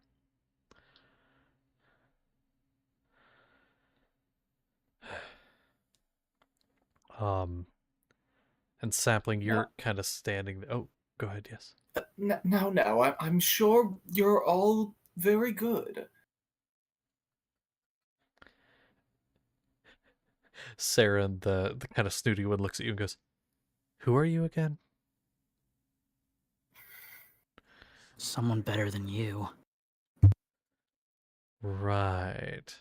I mean, do we need to get into the pit and figure that out? Do No, we need to spar to we decide that?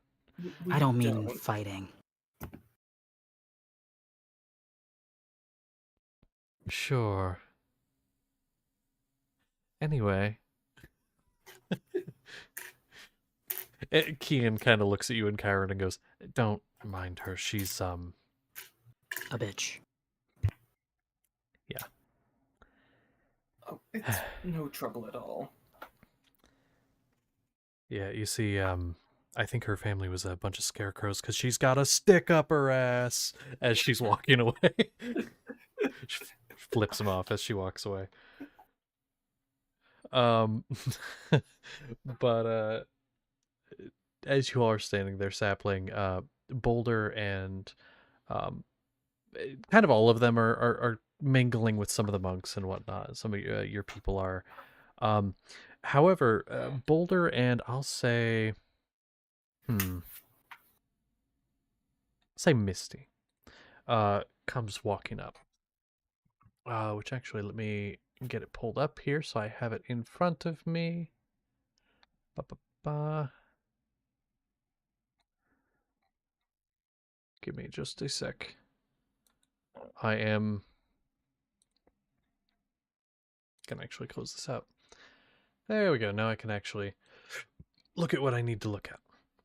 So there we go. Comes up to you, and both of them have a little bit of a smile on their face. Boulder says, You did well, I'll say. I was a bit worried for you. How are you doing? Uh, fine. It was okay. There was Chiron there to make it all better. Although that guy hits kind of hard, but it's fine now. I mean, it looked like he could have broken many of you in two, but you're okay. And at that point, Misty kind of comes up and says, uh, we haven't really talked since we came back together. How are you doing? How are you holding up? Just in general. Uh,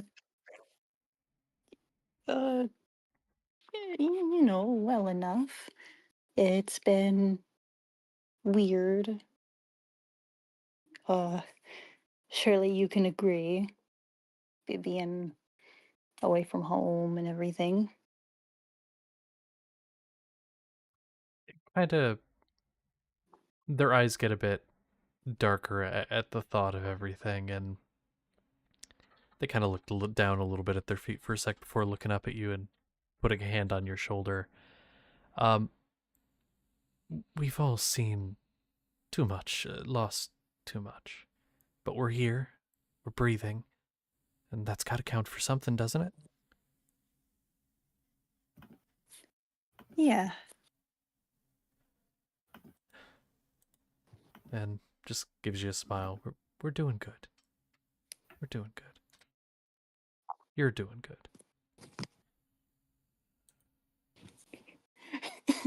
Yeah.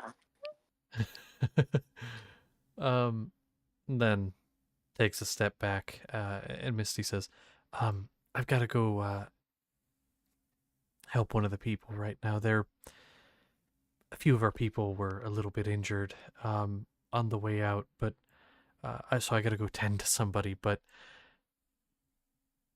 I know you're in the middle of something, but I had to at least take the opportunity to say thank you. While I had a second. Always the caretaker. Take it easy, all right? You too. Don't go fighting any statues. Kind of looking over at Dwevel. Built like a fucking brick. Anyway, and then just kind of turns and starts walking back toward the group. You do see somebody who's up and kind of stumbling a little bit. And you see Misty go up to them and go, no, go back. I know you want to talk to people. Go back. And they're sitting there like, well, why? I'll say that person. We'll say let's choose here. I'll say that one is Splotch. So it's just like, come on, all right, and ends up turning and going back. But yeah, at that point, three monks are going to come out holding a few different items. And they approach each of you. Let me actually, sorry, I have to get my list back up for who gets what. And Sunker, while I'm looking here, he's going to say, so, like I said, I wanted to give you something to aid you, both because this will aid you, but it'll also hopefully keep my people alive. So I wanted to give something for now. And so to in Chiron, I'm trying to. There it is. I could not find it for the life of me. Is going to give you a shield. And this is going to be. Let me actually get it pulled up in front of me here.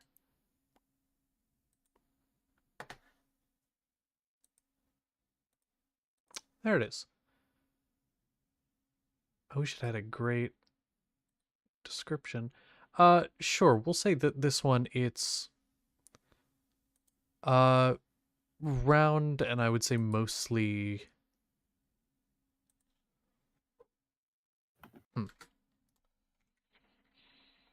I'm so sorry. I'm trying to find a good description of what this thing looks like here. And I'm failing. Okay. I'll say I like this roughly here. I'm gonna say instead of being round, it's more so mostly round with sort of like a chip in the top. In the center of it, there's an emblazoning of like an eye across the majority of it. This is mostly silver with a couple like goldish accents here and there. You would know this to be sort of like, it's called a sentinel shield.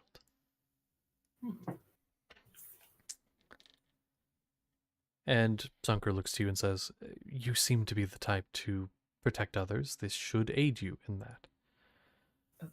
Thank you. Gives a nod. And to you, looking towards Sapling, I wanted to give you... I wanted to give you something here that I think would give you better chances in case you are in a close quarters encounter like before. I know that may not be your...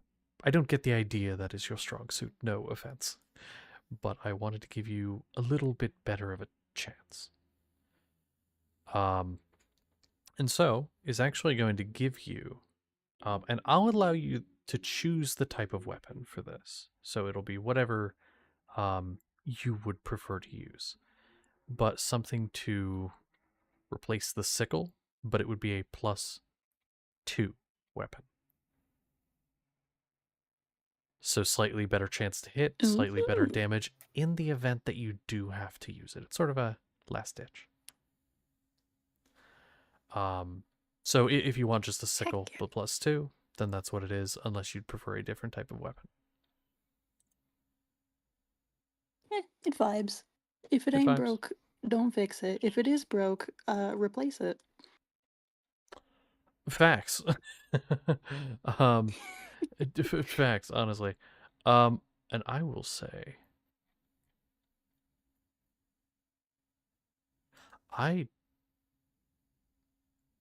Seth, I'm going to ask you a question in your chat because I have an item here for you, but I don't remember if you already have this. So I want to double check. I'm just going to react to it. Did you already have that, or is that something you don't yet have? Because that one I don't remember. I don't believe you do. New. No? Okay. He's going to say, I feel you may be getting into somewhere that you may have to do a bit of careful planning. You can't always rush headlong into things, of course. And he's going to hand you a pair of gloves. These are emblazoned with the symbol of the monk order on the back.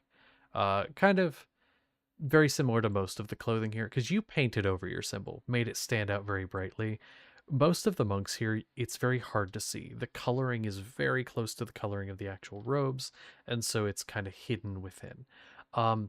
Similar thing on these gloves here. These are the gloves of thievery. So it would give you a bonus to sleight of hand and dex checks made to pick locks. So for getting into places you aren't supposed to be. Give you maybe a better chance to get in undetected. Easier to keep your people safe if they don't know you're there in the first place. But you'll get these things, and then our people, bring them back safe, please. Of course. Wouldn't anything... fuck. I wouldn't let anything happen to him. I would hope not. Now, is there anything else that I can do to help?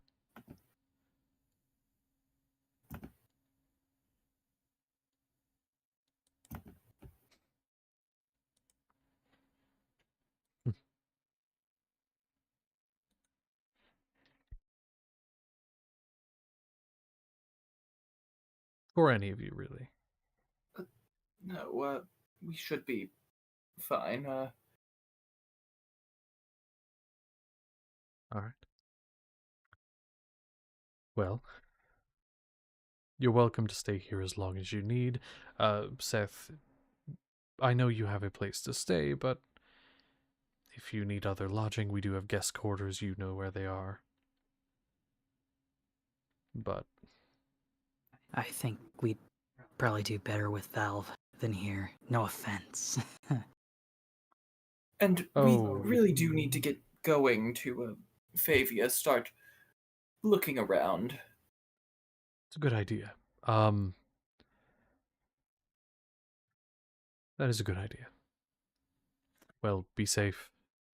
And if you'd like to get a bird's eye view, you can step over to here. And he kind of points toward the railing behind where he was standing before. You can see their compound from there.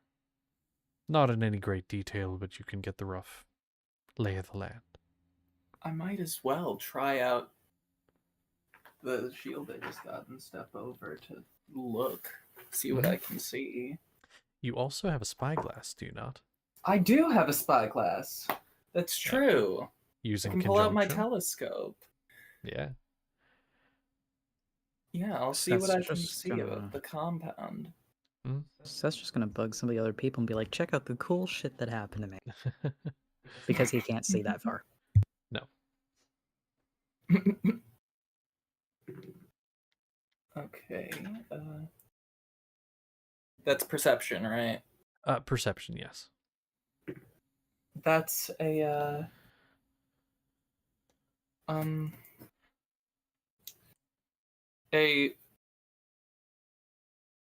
taking 1 bludgeoning damage 20.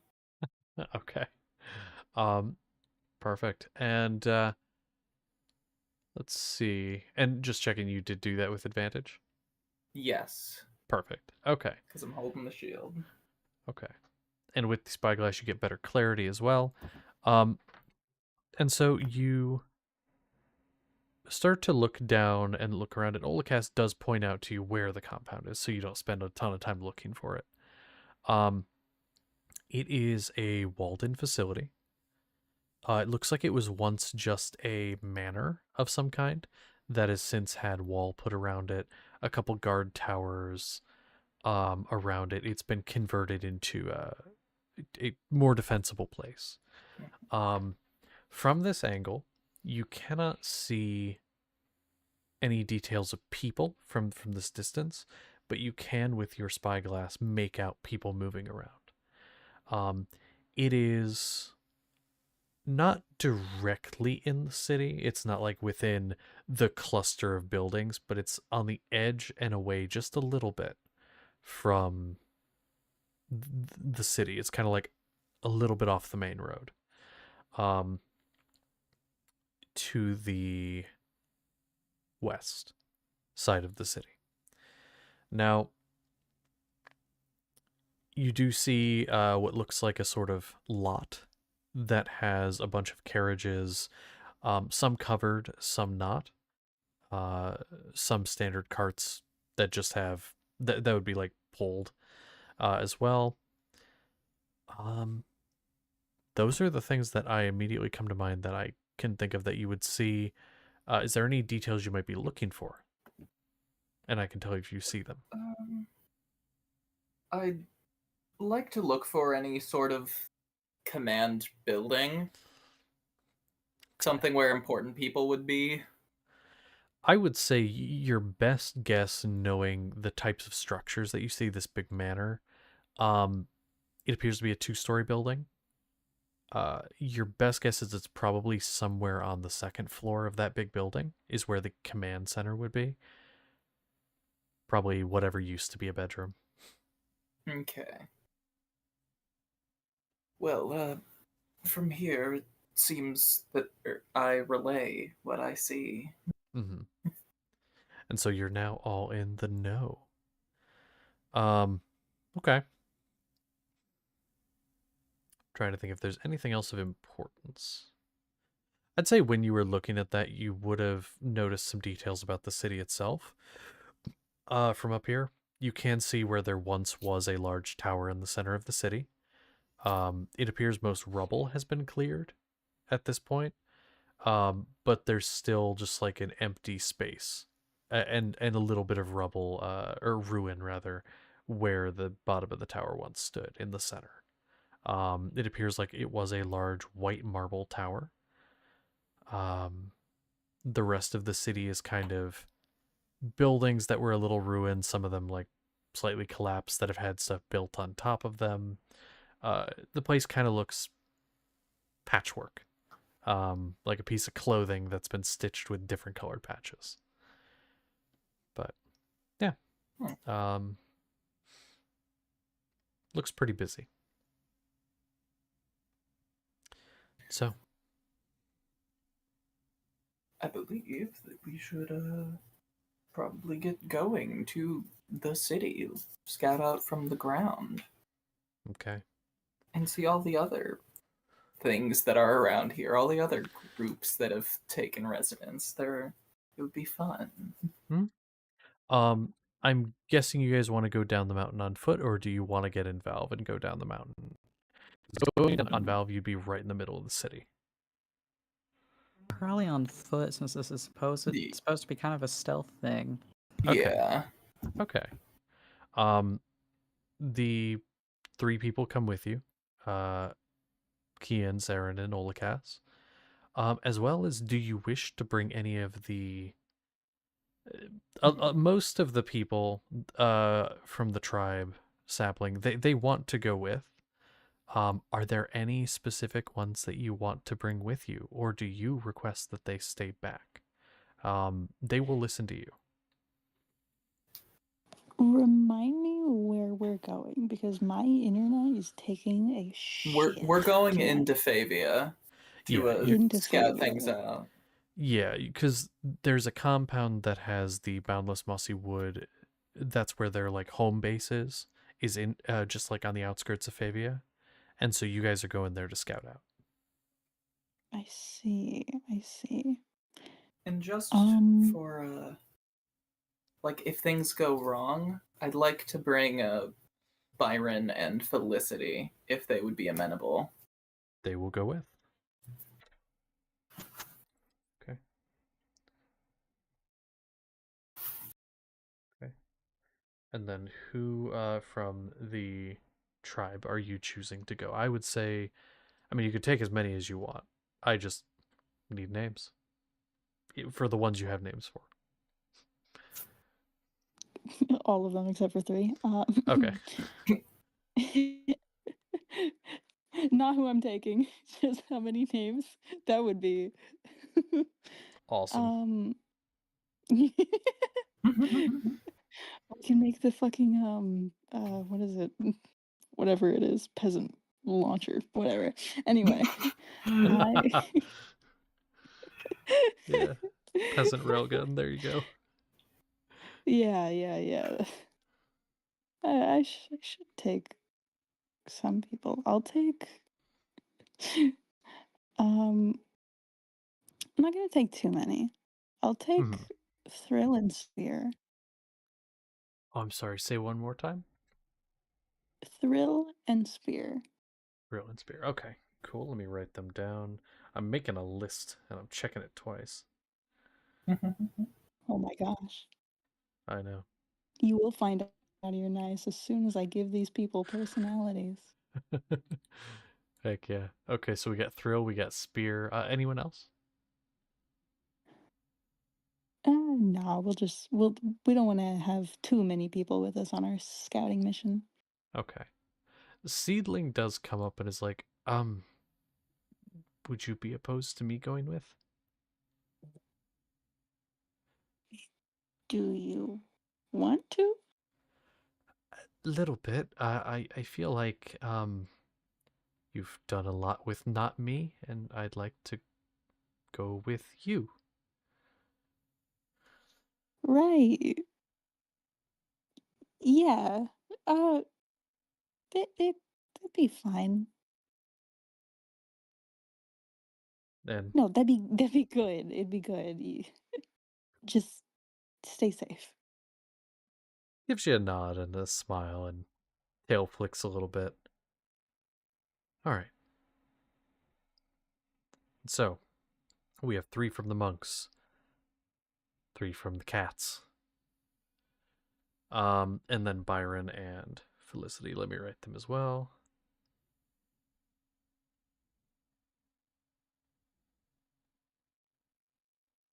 Okay. So there we go. Now that we have the list of people, these are all the people going down for at least this initial like kind of scouting out thing. So Byron and Felicity, what they kind of say they'll do is they will together, the two of them, so that no one gets separated, you know, buddy system and all of that. Go out and essentially scout out the area around, basically try to like talk to people, learn some information from people, just get some general information.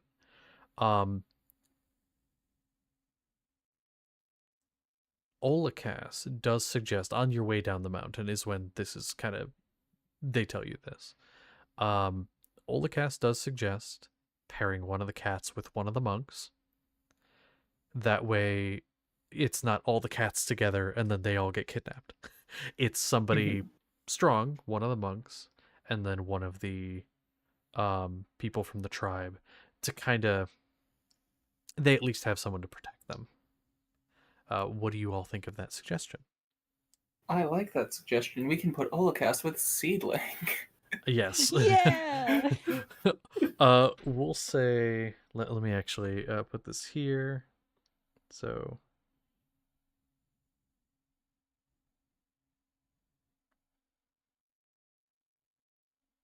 that actually works out perfectly. So I just kind of numbered like who's with who. So essentially we'll have, let's say, Kian with Thrill, Saren with Spear, Olakas and Seedling, and then Byron and Felicity. And those groups And then kind of going us. out. And then you guys doing whatever you do. But those groups will kind of be going out, fanning out, because a large group of people scouting out would be really suspicious. So splitting up, looking around, getting some information, but in safe groups. Okay. So now at this point, you guys get down the mountain, which, by the way, Seth, you were kind of determined, right? Your blood was pumping. You were determined when you were leaving this place. You also didn't go down this particular staircase. You went down the other side. You forgot how many goddamn stairs there was. You didn't really Oh my gosh. you didn't really realize, because like, and then it kind of hits you like halfway down when even you are starting to get a little tired. You start to remember, oh yeah, isn't this like a trial that monks take? This is like an actual trial.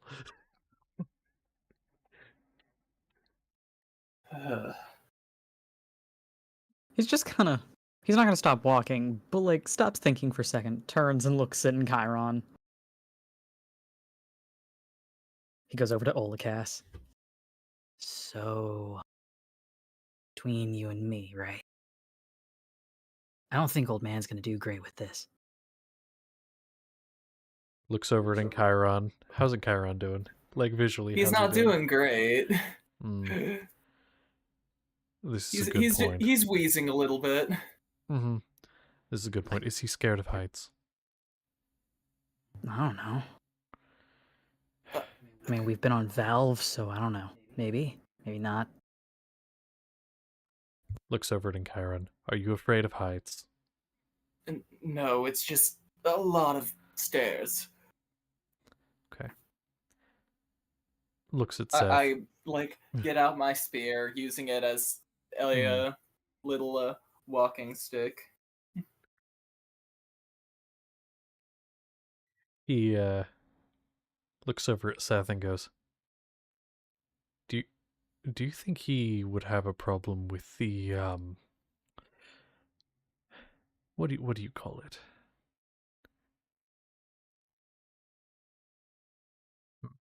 We have a faster way down the mountain.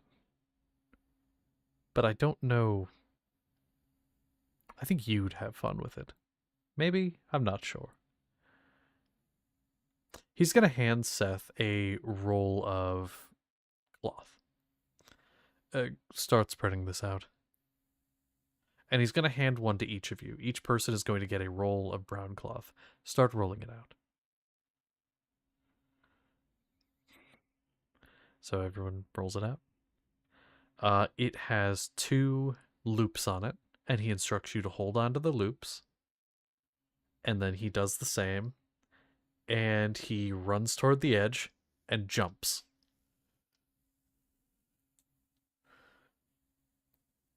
And the rest of the monks go, "Oh, fuck yeah." Saren goes, "I guess." Just grabs it, runs toward the edge. They jump off. What do the rest of you do? Do you follow suit? I suppose I will follow suit. I am How does so this work with fucking horse? big. Yeah. Yeah. Well, you see, it might work. Gotta It try to might find. work. Gotta I try have to find feather out. fall in case it doesn't. Yes. Yes, you do. You have a Fuck magical it, safety we net. ball. Okay. So y'all go? Seth is gonna wait till everyone else has first, and then he'll go. Okay. Seth, you've probably never done this. This is one thing you have never done because you never had a reason to during your time there. But you see the others in front of you, and you can kind of pull on the straps to kind of steer yourself a little bit against the wind. They go rigid very quickly once some air resistance hits them. They go from this flappy cloth to just very rigid. Essentially becoming gliders, as long as you don't let go. That would be bad, but Sapling, you have a bit more momentum than everybody else. Although I would say honestly, Byron is about as heavy as you are, being a Minotaur. So I would say he also about as much. I wouldn't say you're falling. It is working, but you definitely are going a little bit faster. So the stopping might be where there's a problem. The actual stopping at the ground might be harder. But when you get there it'll be fine. So you all glide forward, and Olakas kind of lets go of the one side briefly and motions toward a certain place, grabs it again, and starts guiding toward sort of a clearing and some trees off to the side. It is a breathtaking view, regardless of the absolute terror of the moment. If you're someone who might be afraid of heights or falling or dying, like most people. I say most, Seth. I know I saw that look. Most.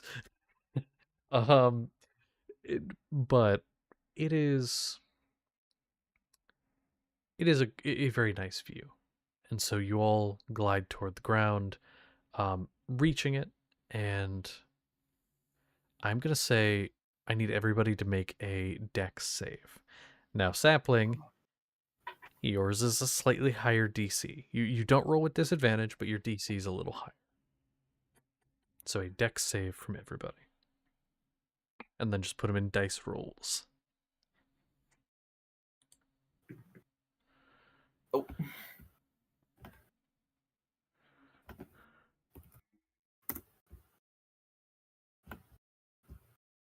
Okay.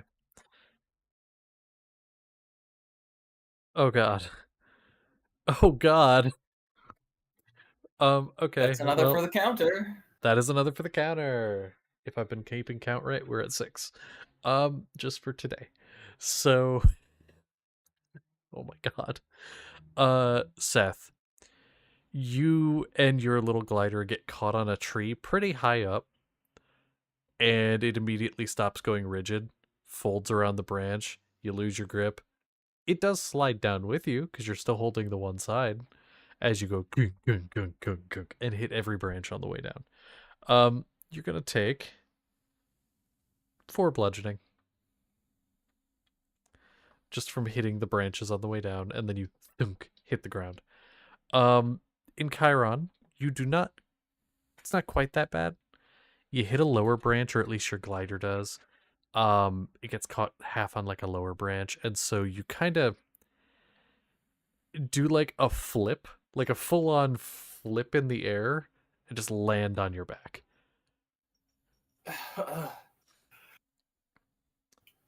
And sapling. Now you rolled the best out of everybody, so your outcome is not that bad. You do go to the ground. You do reach the ground. However, you do not land. You kind of get drug along the ground. You're on your knees almost, so your leg gets all like scraped up and hurt and everything. But it's not enough to I'm cause gonna any have to be put damage. down. well, well. Does anyone keep a gun around? Olikast stands up and goes, "I'm sorry."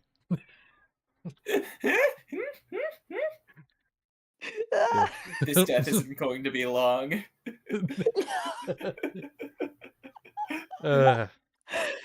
Think of the rabbits, sapling. Think of the rabbits. And I don't know if any of you get that joke, but I hope you do. I do. Amazing. Yeah, Of Mice and Men, for those that don't. Read that book. It's very good. Very short too. But anyway, so but you're all okay. Seth is the one who mainly is not. Most of you get the wind knocked out of you at the very least, but Seth, it was not kind to you. The trees were not kind. To lead insult to injury, why not? It was a nat one, another. Your fifth for today. A squirrel pelts you on the forehead with an acorn. No damage, but you land on the ground, and almost immediately you see a squirrel kind of come up next to you on the ground. I'm not even going to say he throws it at you. He is right in your face as you're laying there on the ground, raises the acorn above the head, and just hits you in the forehead with it.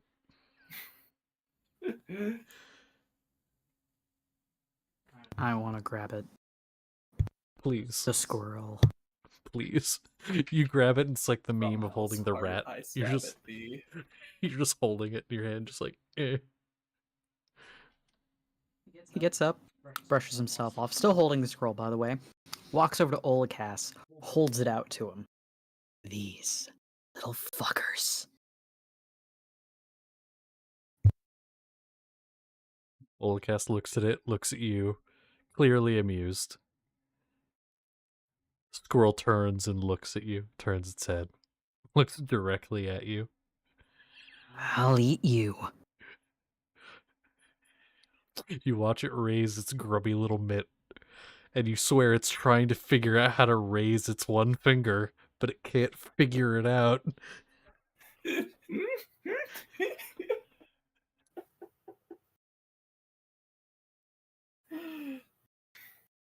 Olikast is not saying a word. He just starts walking. Seth is going to stick towards the back of the group. Something happens to that squirrel.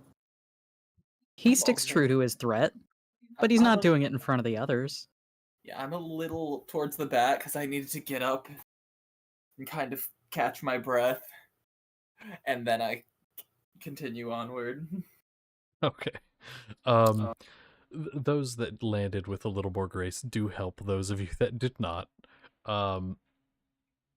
Kian practically landed perfectly. Clearly has been doing this before and kind of helps all of you up. And is like, listen, my first time, it was just as bad. It was just as bad. Don't worry. And then rushes kind of toward the front a little too eagerly.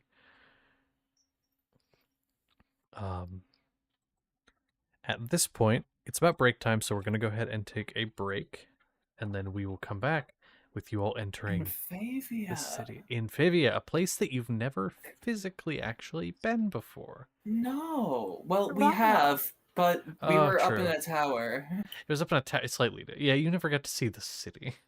We never got to see the city. Yeah, but yeah, we'll come back with that. See you soon. And we're on break.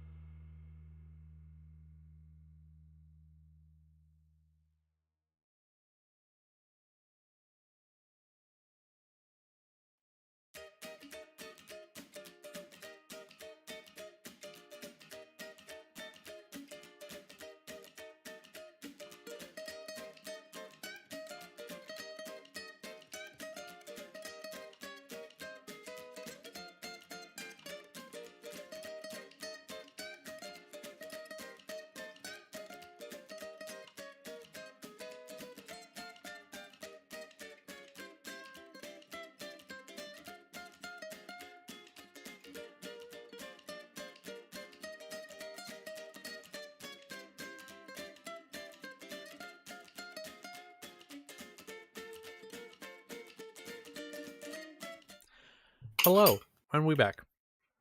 So, let's begin, shall we? So currently, you guys make your way down the mountain using I guess, in some ways worse on the body way than walking down the mountain. But who could have known? Uh, so you guys make your way down the mountain and into a little clearing, and then walk your way into Fevia. Fevia is a somewhat, what's the word, dingy town. It is, all in all, decently nice, but kind of sad. A lot of the people are trying to make their way and just live their lives, but they are surrounded by ruin and a lot of groups, very clear, distinct groups. Even just walking into the city as your group, it kind of splits off into different directions. I'm guessing the three of you are staying together? Mm-hmm. Okay. As you walk, you can see as your group splits, armors that seem to match, insignias on different people's pauldrons or lapel, depending on the group. It seems like there's a lot of distinct groups, kind of like what you saw a little bit in Narfolk, but Narfolk was a little more hidden. These were like underground, like criminal organizations trying to kind of work around each other. This is very out in the open. A lot of these seeming to be like mercenaries or things like that. So you get a few glances as you walk, but you are just another set of people walking through town. You don't get too much of a look. So what are you all heading to do? What is your first, what is your plan?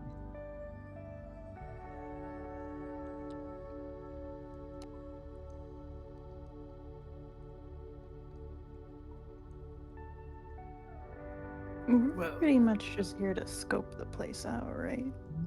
yeah.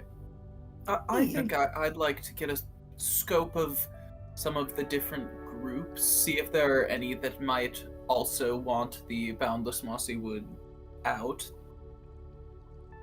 Okay. Well, excuse me. So let's see what you can see.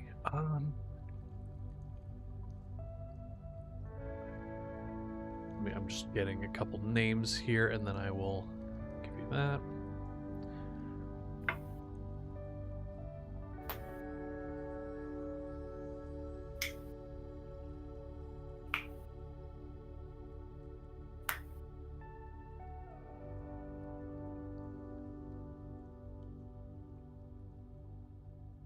Okay, there we go. So the first one that you see is a group of a lot of them wearing suits and things like that. Very high society in appearance. Kind of reminds you of some of the people that you saw at the Von Ripley Ball in their dress.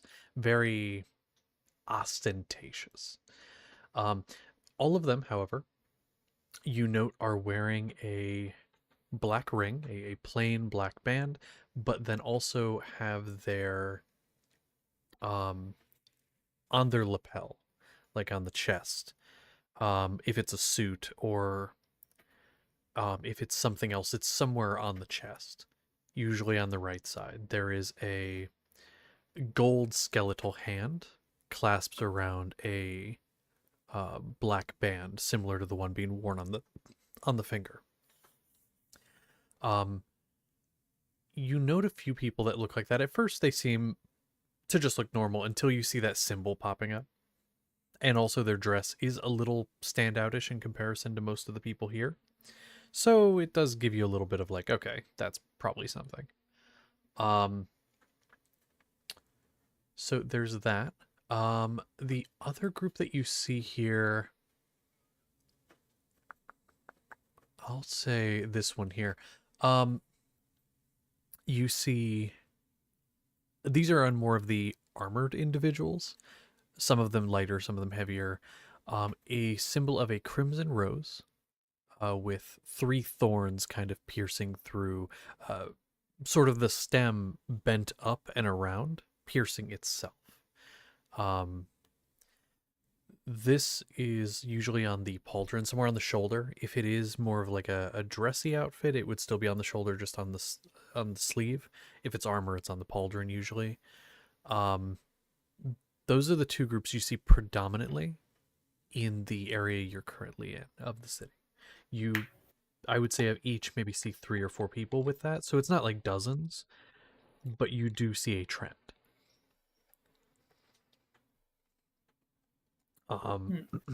That is just you walking and what you see.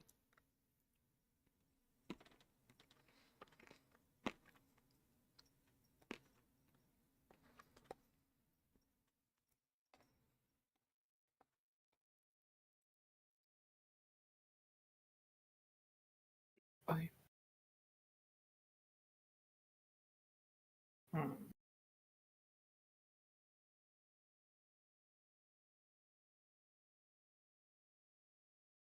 Now, I will say, if any of you would like to make a history check, you could see if you recognize any of these symbols.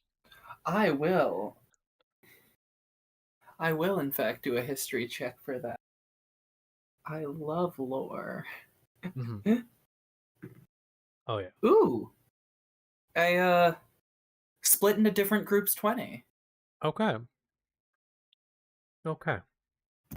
I'd say you recognize both of these. The first one, with the golden skeletal hand, they are known as the Gilded Vow. They are a group that actually does have some prevalence, though not a well, I would say they actually have a probably bigger presence in Bermsley as well. They are mostly in the sort of the work of blackmail and like manipulation, whether that be manipulation of markets, manipulation of policy and like government. They are the people that work behind the scenes, or openly. They're the mob. They're like the mafia. um, I will say they also do have some, or at least you've heard rumor, being someone within the church, that some of the clergy are also in their pocket. So, yeah. The other group is known a little on the nose as the Red Thorns. They are much more violent. They are they're more of a mercenary group. They are not necessarily a bad group like a criminal organization, but they are known for their brutality in a lot of their mercenary work. We probably shouldn't approach either of these. One of them wouldn't be very helpful to us, and the other might lead to a similar situation as last time. Noted. But you are aware of their existence here. Would you like to continue through the city and keep looking around? Sure, yeah.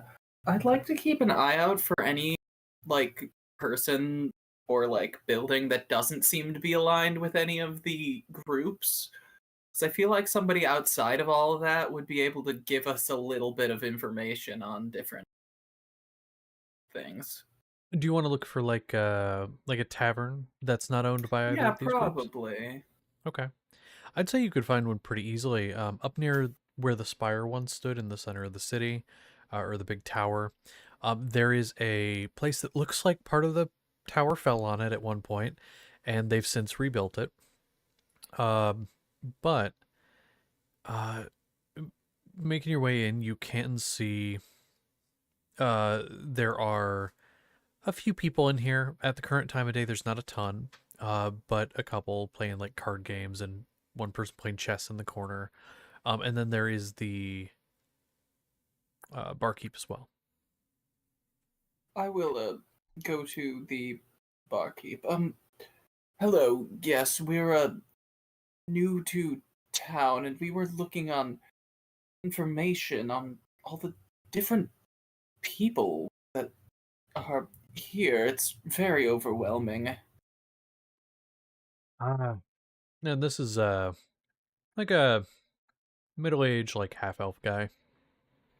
Kind of looks at you and goes, a lot of people, a lot of groups in town. Is there a specific thing you're looking for? It'd be a lot to name. I will look to the sapling because he's like the main guy. He's the one who's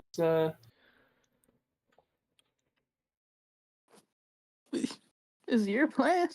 This is what you're doing. I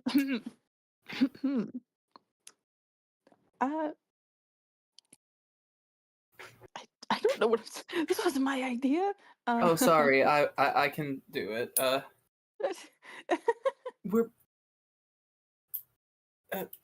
we're sort of looking for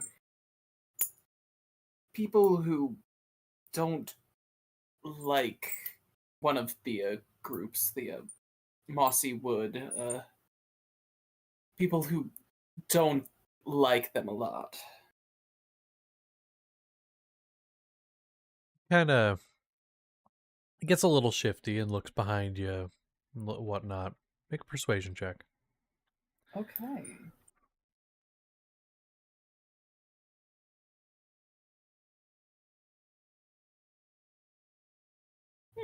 16. Okay.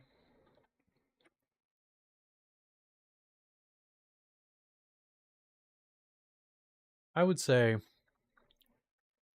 kind of looks you up and down, looks past you, looks satisfied.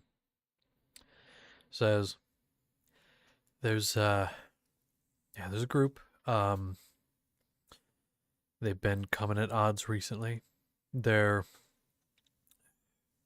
They consider themselves the good guys amongst a bunch of bad, I guess.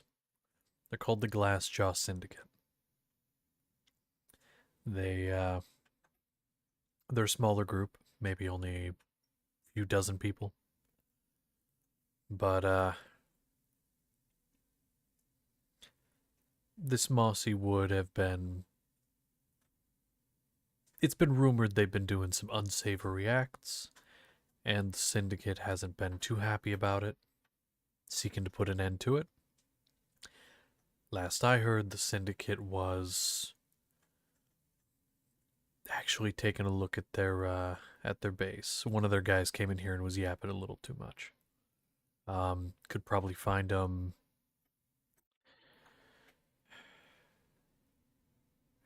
Kind of again looks around.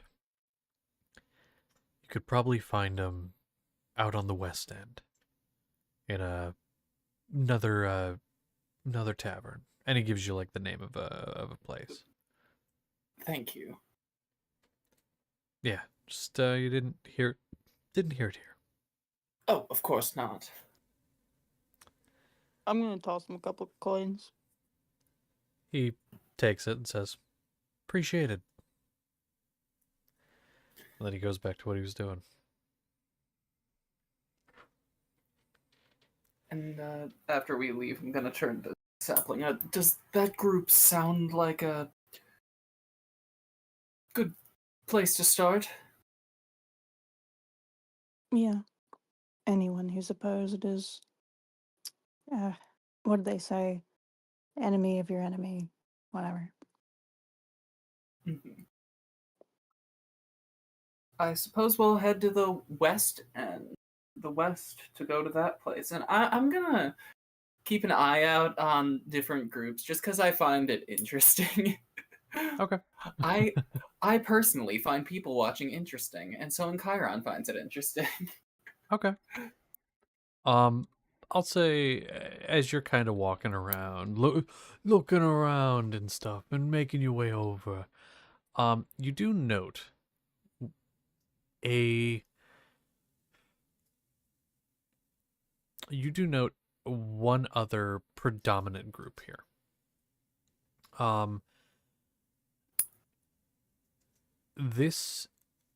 Their symbol isn't super obvious, or I should say isn't super prevalent across the uniform, though when you see it, it is very obvious. This is another sort of armored group, although their armor is very shiny, very flashy, silver with some gold trim. The shields have large emblazoned things. It almost looks religious. It looks like paladins at first, but you can't identify the symbology.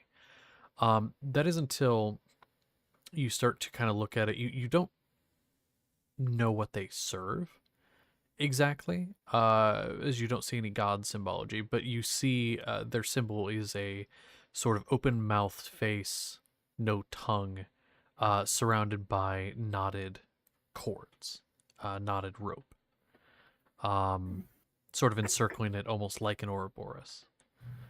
But again, it's just this open-mouthed face, almost as if it's someone was screaming. For some people, that is emblazoned across the entire front of their metal plate armor, down to like their stomach area from their chest. And for some, it's just their entire shield. Depends on the person. Even for the leather, it seems like it was designed into the leather, burned into it. And But can I use my history check from before on for this group, or would I roll a new one? roll one for this.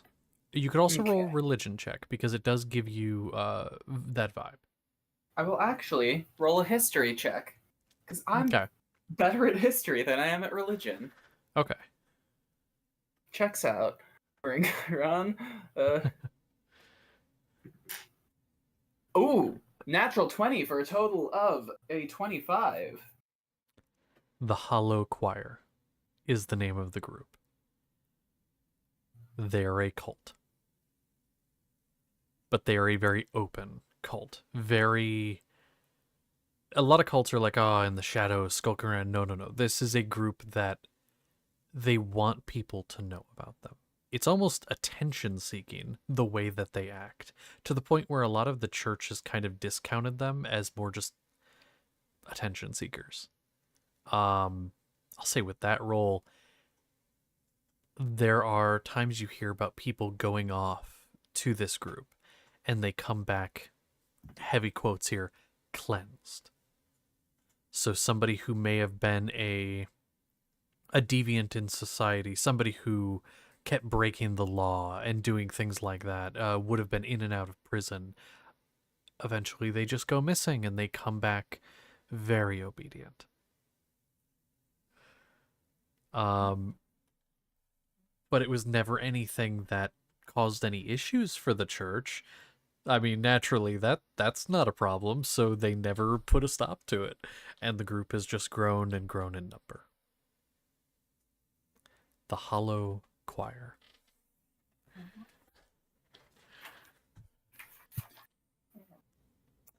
But yeah, I know. So you walk. You walk and you walk and you walk. And okay, there's one other thing, since you seem to be writing things about this group.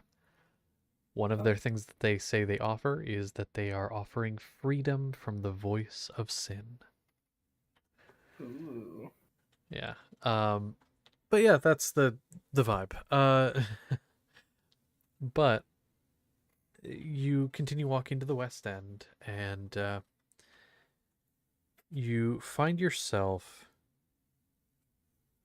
Okay, I'm sorry, just a second.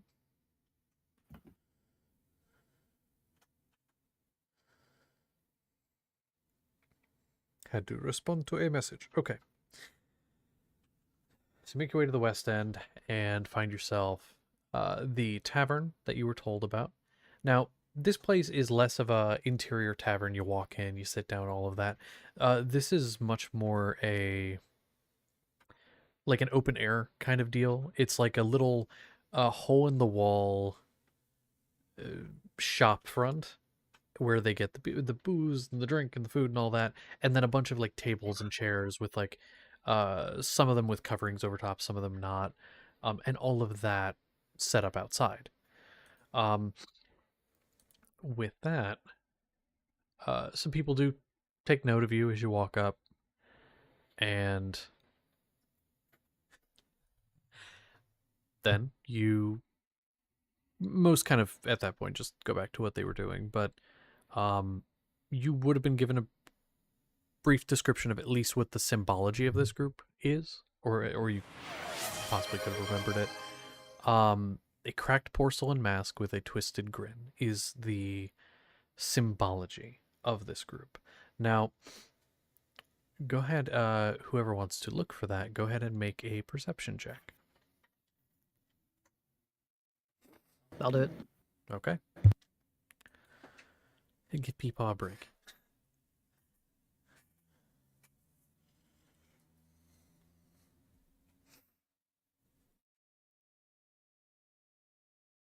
$24. 24, okay. So you take a look and, what happened? Oh no. I know you're here, you're across from me. But you take a look, you said 24? Yeah, sorry. I accidentally hit a button. It's okay. So with the 24, you take a look around and you fairly quickly see an individual with an actual porcelain mask, not even just the symbology. It is an actual, over their whole face, covered mask. There are no eyes or nose emblazoned on it. It is just the grin.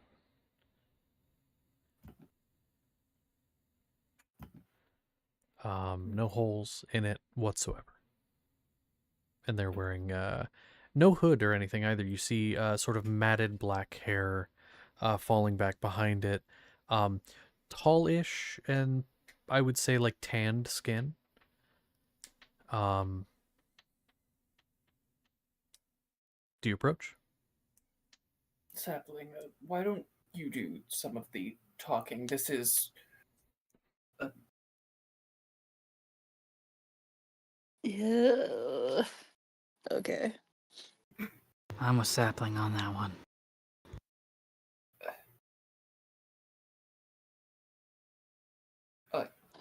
Reluctantly, I will. Okay. And I will So, fall in next to. okay. So you walk up, and this individual does take note of you and says, "What can I do for you?" Okay, so remind me, this is one of the members of the people who don't like the Boundless Mossy Wood? Correct. You were Yes. told this group is named the Glassjaw Syndicate. They do not like boundless mossy wood. Glassless, yes, of course. Glassless wood. Yep. Yeah. We were told that you might have some. Well, we might have a common enemy. Are you familiar with a group by the name of the Boundless Mossy Wood?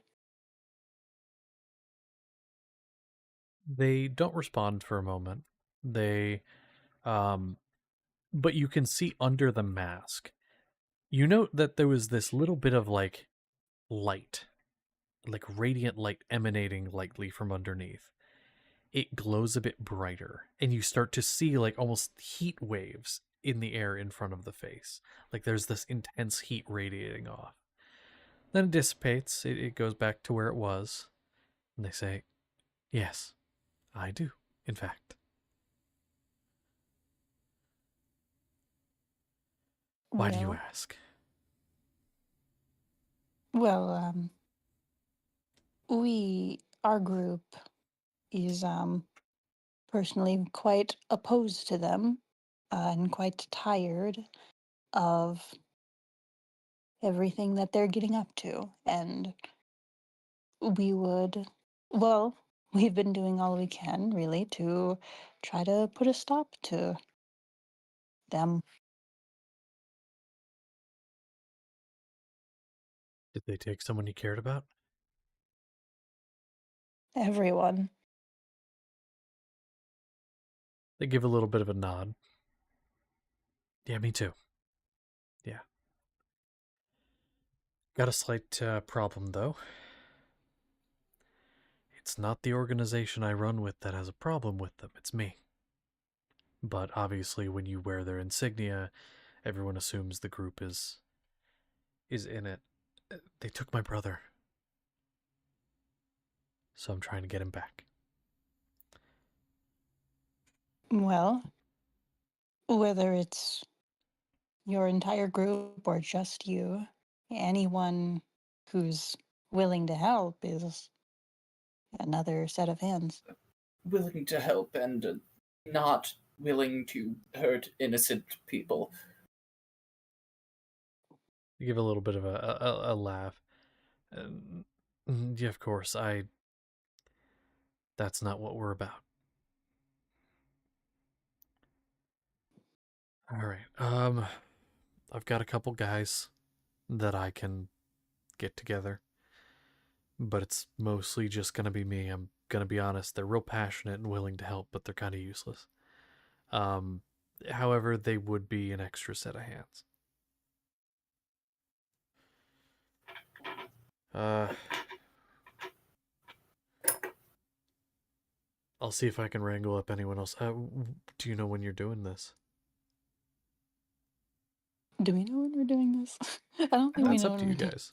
You have not decided. I don't think so. Squad huddle. 1 second. Team huddle. 1 second. So, I mean- how quickly do you think we can prepare this? Well, there's not that much to prepare, is there? Just need I was people. kind of under the impression we were doing that tonight or something. Maybe tomorrow night. So that we can Doesn't sound convene bad, everyone, get to know all of the things, make just a little bit of a plan before we go in. It's probably a good idea.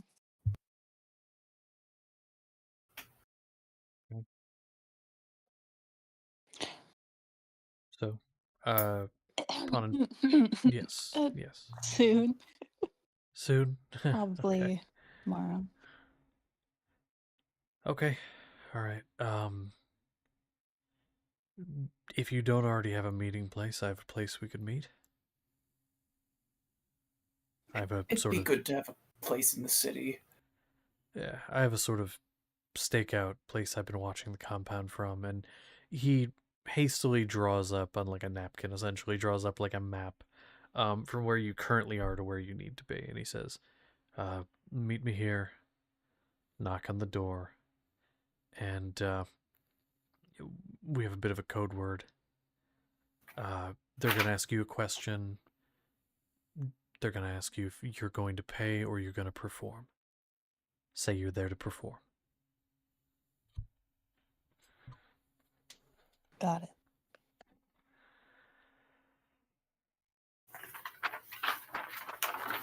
So meet us there whenever you're ready, and we'll be there. All right. Thank you. Yeah. And just do me a favor. I don't know what's gonna happen with all this, but just my brother's name is Michael. Get him out, please. I'll be there, but just in case something happens to me. Nod.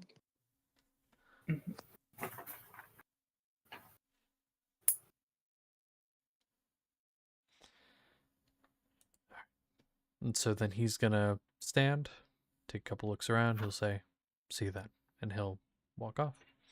And he'll start going toward, kind of away from where you guys came from, in somewhat the direction that the little map shows. Okay. Well, So, what you do? do you think we should go look for more people, or should we meet up with the others, see what they've found? We could go find them quickly and probably still be some time to look for people after. So it looks like Just- we're going to go see what everyone else has wrestled. Okay. Yeah, let's get all our ducks in a row. Okay. So you start making your way around looking for your people. Do you wish to contact people in any specific way, or are you just walking around looking for them?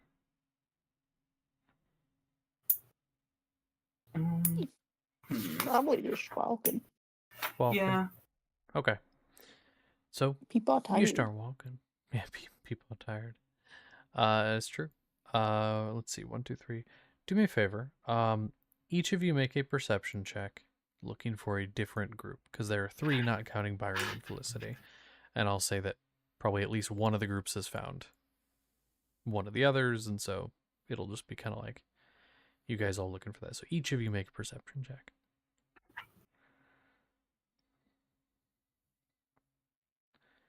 And you can just shout them out. 17. 17? Cool. 23. 20. Cool. So you are able to find everybody. I'll say in Chiron, you end up finding Kian and Thrill. Sapling, you find Saren and Spear, and then Seedling and Olakas. Seth, that's you. I'll say that Olakas and Sapling ended up kind of running into Byron and Felicity just a few seconds ago, and so they're kind of like, oh, they're over there. Let's go get them. And so you're all together.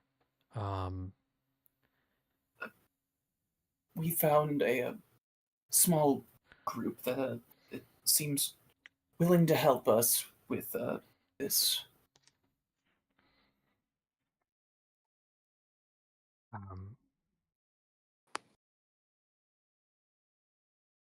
Kian and Thrill kind of look toward each other. Kian says, we were able to find a couple mercenary for hire types. Didn't seem affiliated with any specific group. They said they'd be willing to help, although they do require pay. There's 2 of them.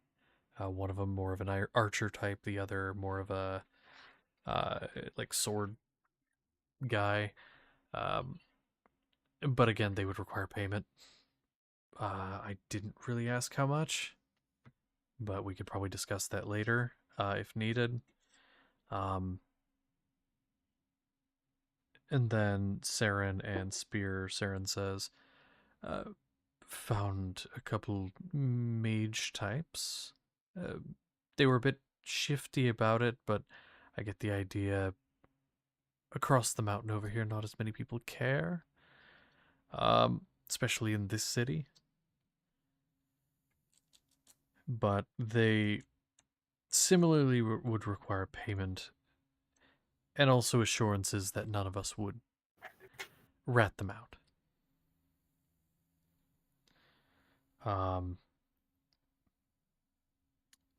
Seedling and Olakas ended up finding a sort of like an ex-gladiator type, similar to Marcus back at the Bastion. He's one guy, but he'd be willing to do it for free. Though he seemed a bit twitchy. Not unstable or crazy, but a little twitchy. And then Byron and Felicity were unable to find anybody in the amount of time. So, what are we thinking? I can run through them again if needed. Well, that all sounds good. Maybe. You two, did you get a price on those mages? They will kind of pull out a small piece of paper and say, yes, I wrote it down. Each one said that they would help out, but it would be 50 gold a piece. All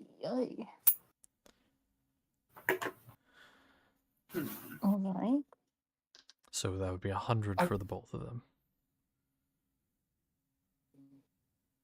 I'm tentative to take the anyone who seems a bit too eager to fight, even if we need all hands.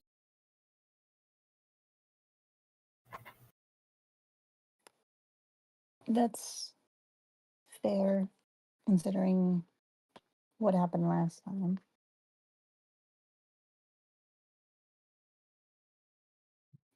Olakas is We'll going to have offer. to think. Oh, go ahead. We'll have to think more about that last one, but Hmm. yeah. Yeah. Olakas is going to say, the mages could perhaps be talked down a bit. After all, you do have some leverage over them. I think some reassurance would help a bit more, but I think with you three here, we are probably aren't in very much need of the sword user, so maybe the bowmen and the mages.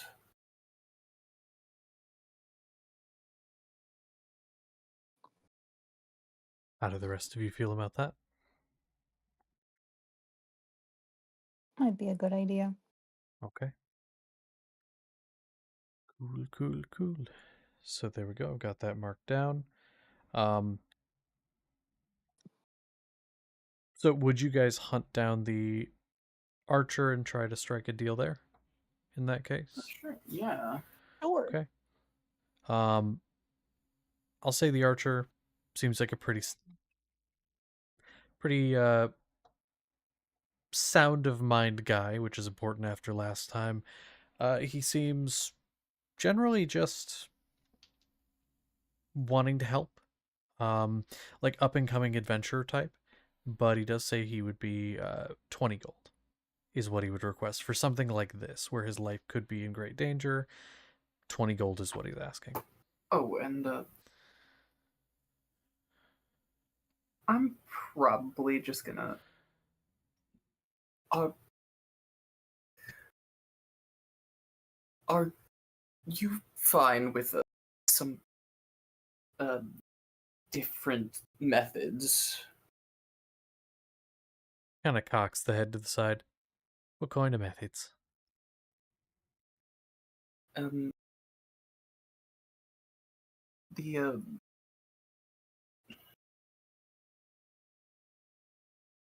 the more mystical methods. Kind of stands up a bit straighter, is like, I'd have to up my price to 25 for that. Ensuring your Exactly. that's reasonable. Nods So and says, then I'll be there.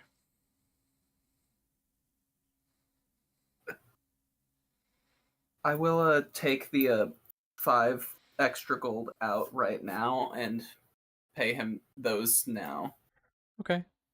Takes it from you and like pauses with it in the hand, kind of jingling it around. Looks at you and says,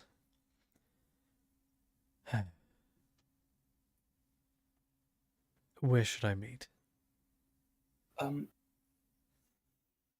Man, You can kind of like sketch out like that where to one go. place. Yeah. This place. yeah, just in front of it. Yeah. Okay. Nods. Says, okay. Be there. Tomorrow night. Okay. Tomorrow night will be. Let me write that down. Archer. Okay. And then the two mages, now again, they were 50 apiece, is what they asked for. But we can But you probably. could probably talk them down. And how do you wish to do this? So they're in front of you. They've told you about what the price would be. What do you do? Are we in like a place where we're alone? You could get them alone. Let's do that. Okay. Yes. Because what Seth's gonna do is I don't know if I have a spell for that actually. I see what Seth's trying to do, and I will shape water. I will cast just a very small, like, dancing lights, very small, around my hand. I could shape some water. Oh man, you guys in your shape. We love shape water. Okay, and so you do the dancing lights, and with the sign of magic in front of them, they kind of the tension releases a little bit, and they say, "All right, so you're okay with this sort of thing?" Yes, and we can. To say the least. In fact, we're kind of against the people who don't like it. I wouldn't. At least I say am. Total. It's a point of some. Anyways, We got a bit of a mixed bag, but there's no snitches. yes, Oh. In case you still have some reservations, I can drop contracts for the members, sort of a non-disclosure agreement, as it would be.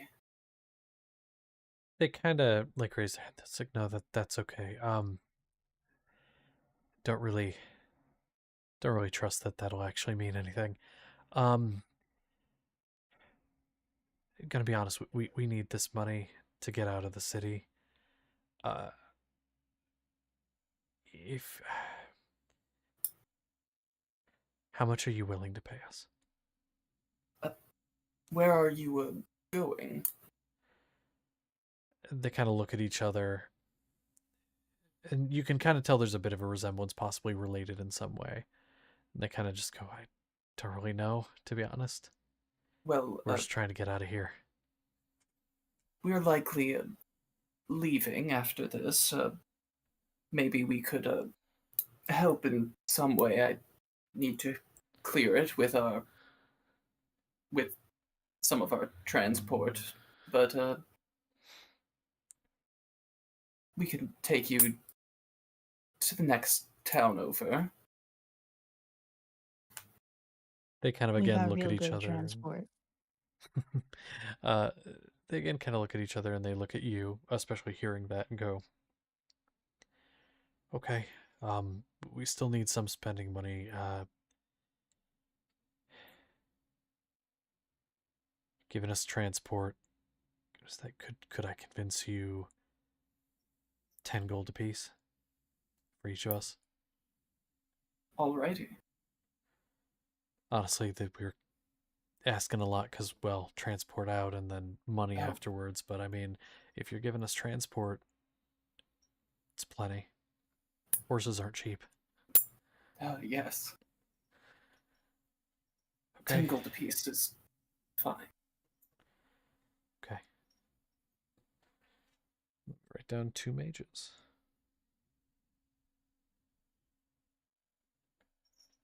Okay. And I'm guessing you're not going for the twitchy gladiator. No. Okay, that makes No, sense. thank you. That makes sense. Okay. Well, so we have Kian, Sarah, and Olikast, Thrill, Spear, Seedling, Byron, Felicity, Archer, and the mages, and that's just the ones gathered as of right now. Yes. Oh, and the and other whoever three guys, whoever the guy is. which I'll write him down real quick so I don't forget. Glassjaw Syndicate guy. Yeah. The Glassjaw 3. Glassjaw Trio, there we go. All right, so we have those 3 and all the rest. At this point, what's the play?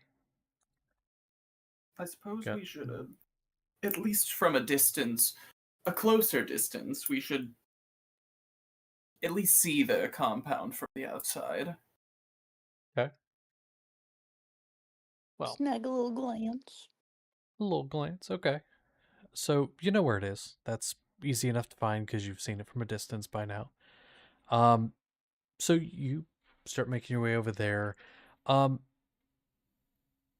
in order to get a good look at like the front gate and stuff, you do have to get a little closer than maybe you would like, due to trees or buildings or a variety of both. However, there is a very, very large sort of what's the word? No man's land between the front gate, specifically the front gate, and everything else. There's a little bit of distance, maybe 150 to 100 feet on all sides where there are no trees from the gate or from the walls. However, in front of the gate itself and like the road and all of that, it's a couple 100 feet uh, with no tree cover whatsoever. So if you were to go frontal assault to the front gate, kind of like what you guys did at the place in Norfolk, you would be seen very quickly. And even from the sides, there's not a lot of tree cover. But that's just the immediate thing you're able to see.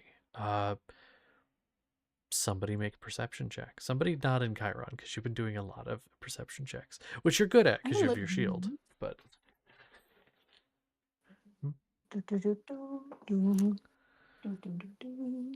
That is a 21. a 21. Okay, so it a 21. You take a look, and the front gate currently is closed, but it's kind of a barred gate, so you can see through it. You're able to see inside is a very lavish looking courtyard. This was at one point very clearly a manor of some kind. Even the walls themselves, they have like they're wrought iron fences, so they have like the spikes on top and all of that. But even them themselves have like lush greenery and flowers growing off of it. This was once a very lush mansion. But at this point, it's under a little bit of disrepair, and it also has some stuff around it, like the guard towers and such, that look like they were very clearly added on later, don't quite fit the same aesthetic. Out front of the gate, you have a large lot connecting to the road with many, many carriages and things like that, stuff that in Chiron you had seen from up above. What you can see now that you're closer is a very large presence of people. Out front, there is half a dozen in various states of gear. Something that kind of strikes you as odd. You've seen firearms before, but these are like nothing you've ever seen. These are large, sleek. You almost confuse them for swords at first, with how sleek and shiny they are. Some of them have strange glowing bits on them.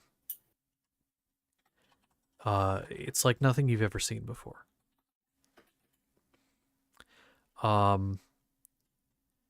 Even the armor, in weird places, there are places that shimmer and glow. On the metal armors, that is. The leather armors are standard. But on the metal armors, there's bits that glow, and some of them almost look like they have a blurring effect on their body. It's a bit odd. That's just the people out front. There are some that do walk. On the second floor of the house, there's a balcony that loops around on certain places. You can see some people standing there. The place is heavily guarded, at least at the time of day you're looking, which is about midday. What else? Is there anything else you can think of that you want to know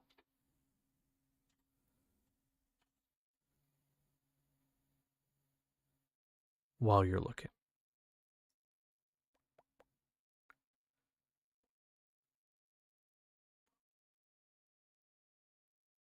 Sablin? Nope. No? Okay. Cool, cool, cool.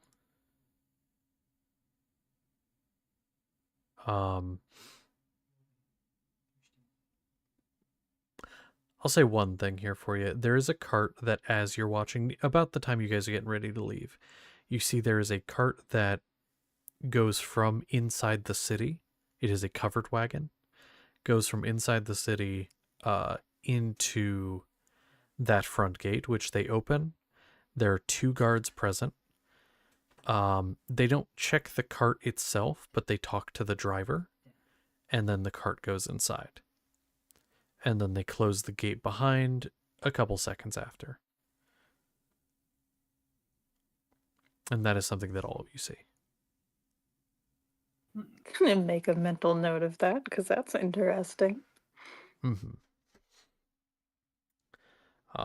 And when I say covered wagon, this isn't just a like one of the ones that a passenger would like ride inside. This is actually covered with a tarp. So something is underside. Could be a cage, could like what you guys have seen before, or something else, but it is covered by a large cloth, and they don't seem to check it. They just speak to the driver and let it by.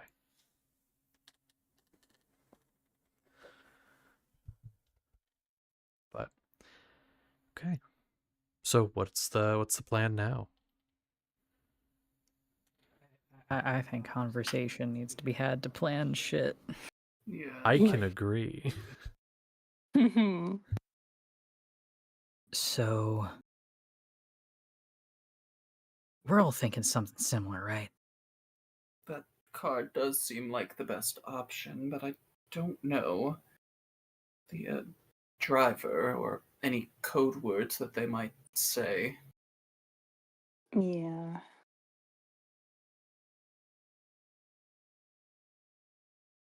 If I may ask, where's this planning being done? Is it right where you guys were doing your staking out, or do you go somewhere else to have it? That determines like who would be with you and stuff. I think we should actually have that with the people who are Yeah. going with us, at least. Yeah, with the people who are going with us. Okay. Probably a little bit away, so that we're not conspicuously whispering in the middle of town. Yeah. And so you, just a question, you gather everybody, including like the Glassjaw guys, the archer mages, all of them? Or just the ones you brought down here from the mountain with you? Probably Can the I ones we argue? brought from. I was gonna say, can I argue just the ones that we brought with us for now? Yeah, that's what I would Yeah. think. Okay. Just clarifying. So you gather them, they go with you somewhere non-conspicuous and private, and discuss. I'd say if they weren't so dangerous, we could send someone in. Mm-hmm. Yeah. I mean,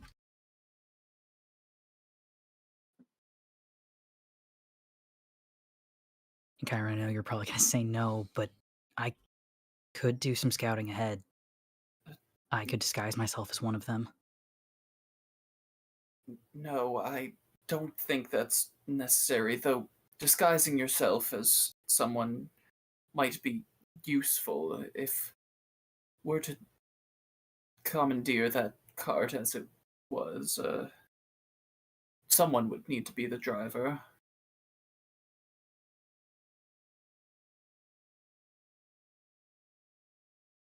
It's the disguise could be helpful, but going in alone to try to scope things out, probably not as good a. Well, it's not that it's not a good idea, it's just risky.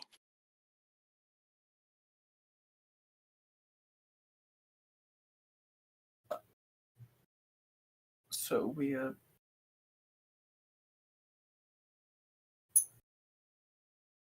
look for that carriage, try to get in using it, and once we're in,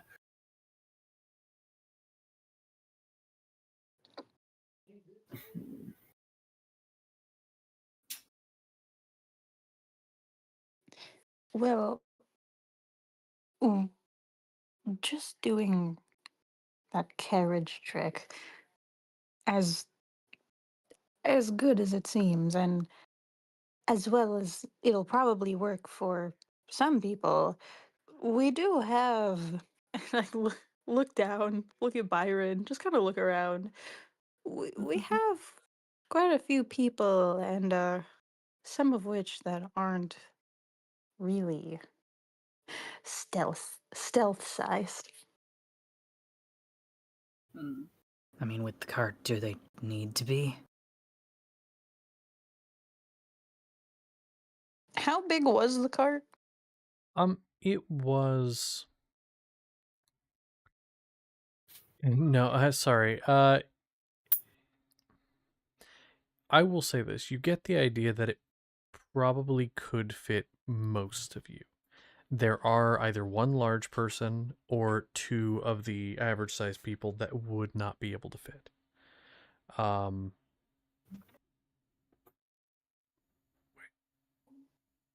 yes, yes. Sorry, I was doing math. Yes, one large person or two medium sized creatures would not be able to fit, but the rest could. So there are some people that would have to find an alternate way in.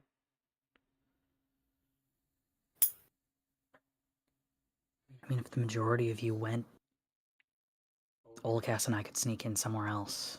I think we've got the best luck of doing so. You are pretty stealthy. We should at least ask the glass jaw people if they've found a way in other than that cart. They sounded like they were doing at least a little bit of surveillance. They might have some insights.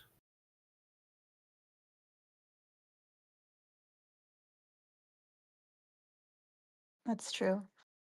And we have no idea what those mages could do either. Mm-mm. Could get more disguises, or they might. Who knows? We'll have to discuss more. I think the big question is figuring out where the cart is coming from. Mm-hmm.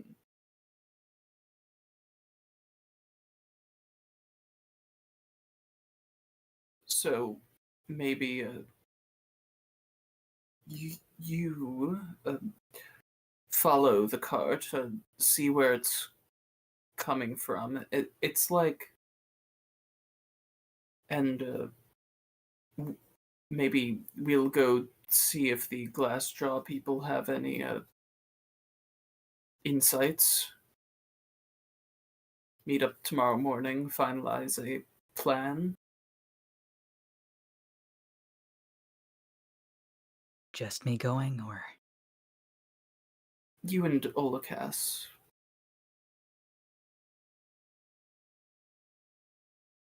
You did say that you were the most stealthy. you good with that? He'll nod. I think it's best you go with someone. Going alone would be foolish, similar to going into the place. So yes. And you say you will all be going and talking to the glass jaws while we do. Yes. Good idea. Okay.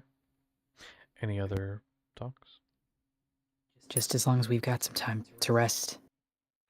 Not that anything really hurt me or anything during the fight, but he kind of looks down at himself. He's a little beat up, just a little.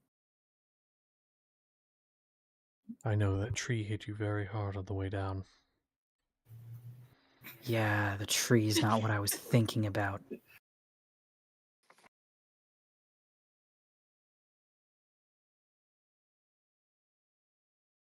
Okay. Well, do you set off, or is there anything else before you do?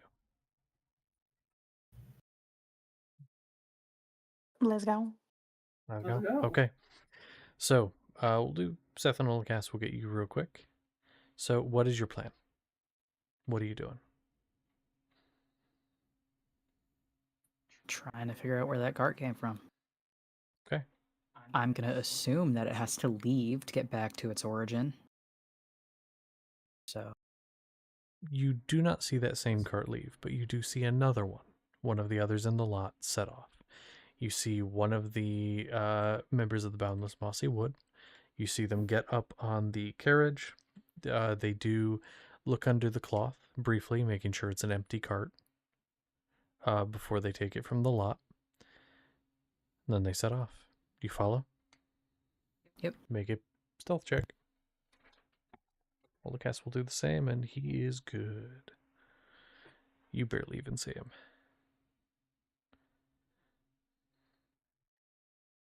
In fact, I'm curious, what did he get? Like his total.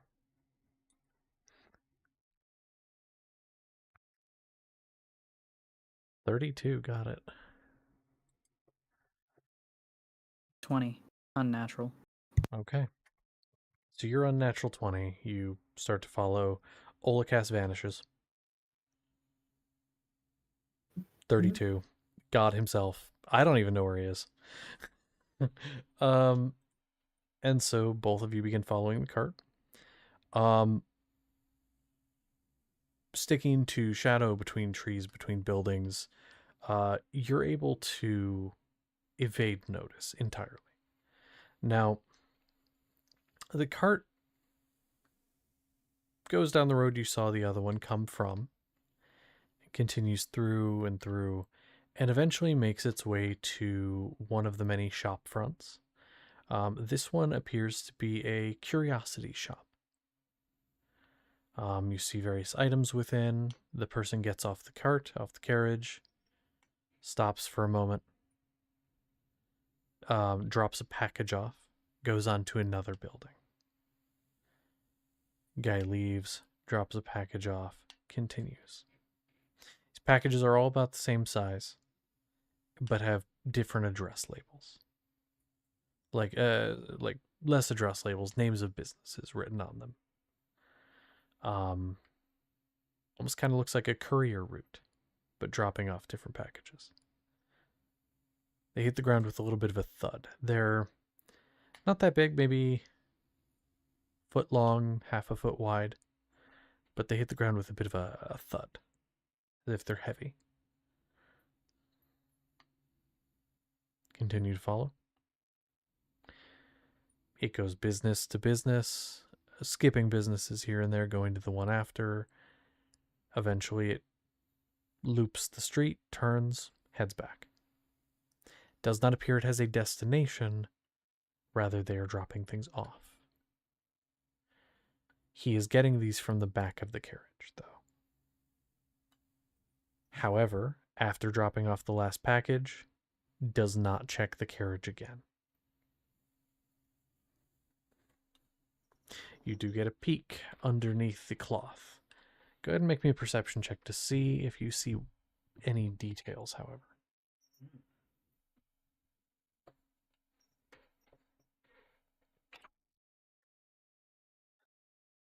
$25.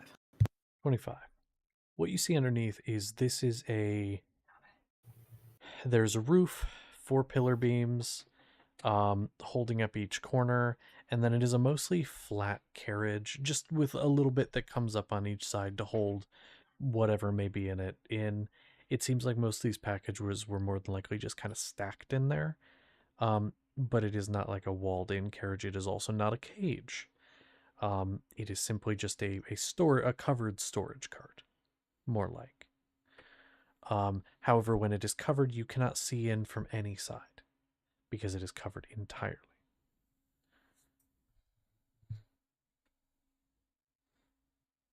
We're gonna commit mail fraud. I want to yoink a package as we're going by one of the businesses. Okay. It's heavy and it feels soft.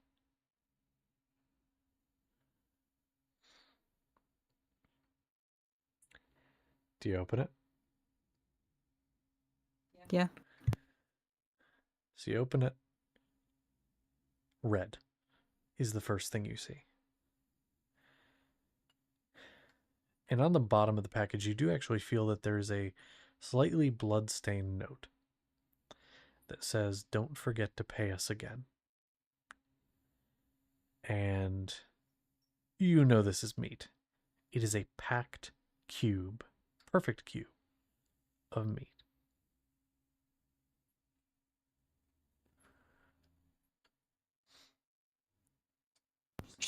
that back on that porch.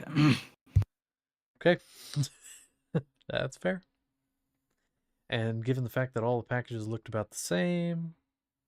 Now, I will say, I described it like there were dozens of packages. There were maybe 5 that were dropped off.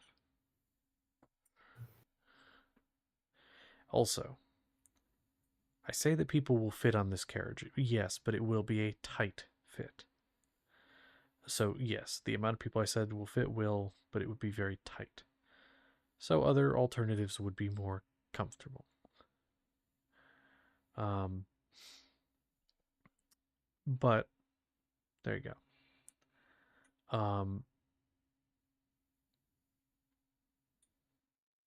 So what now? What do you do? Do you head back? Yeah. Okay. Relay the information once they're there. Okay. And for the rest of you, you're going off to talk to the Glass Jaws. Now, you go to where you were told, and there is a small little ramshackle building that you see a front door on with kind of one of those like slider things on the front where someone could peek out. Do you walk up and knock? Mm-hmm. Okay. And so you walk up, you knock, and a moment goes by and it slides open. And they say, "You gonna pay or perform?" We're here to perform. Couple clicks go off, door opens, and standing there is someone wearing similar armor and vestments to the others. And you actually do see the man you'd spoken to with the mask. Now, most of these people are not wearing masks at all. They're simply just have the like symbol somewhere on the armor of a crooked smile and a porcelain mask. But and some actually have one like hanging on a hip. But this person is wearing it, and I think you would have dealt with enough holy people and people of divine blood to know this is a type of ASMR known as a scourge. The mask is a purposeful thing.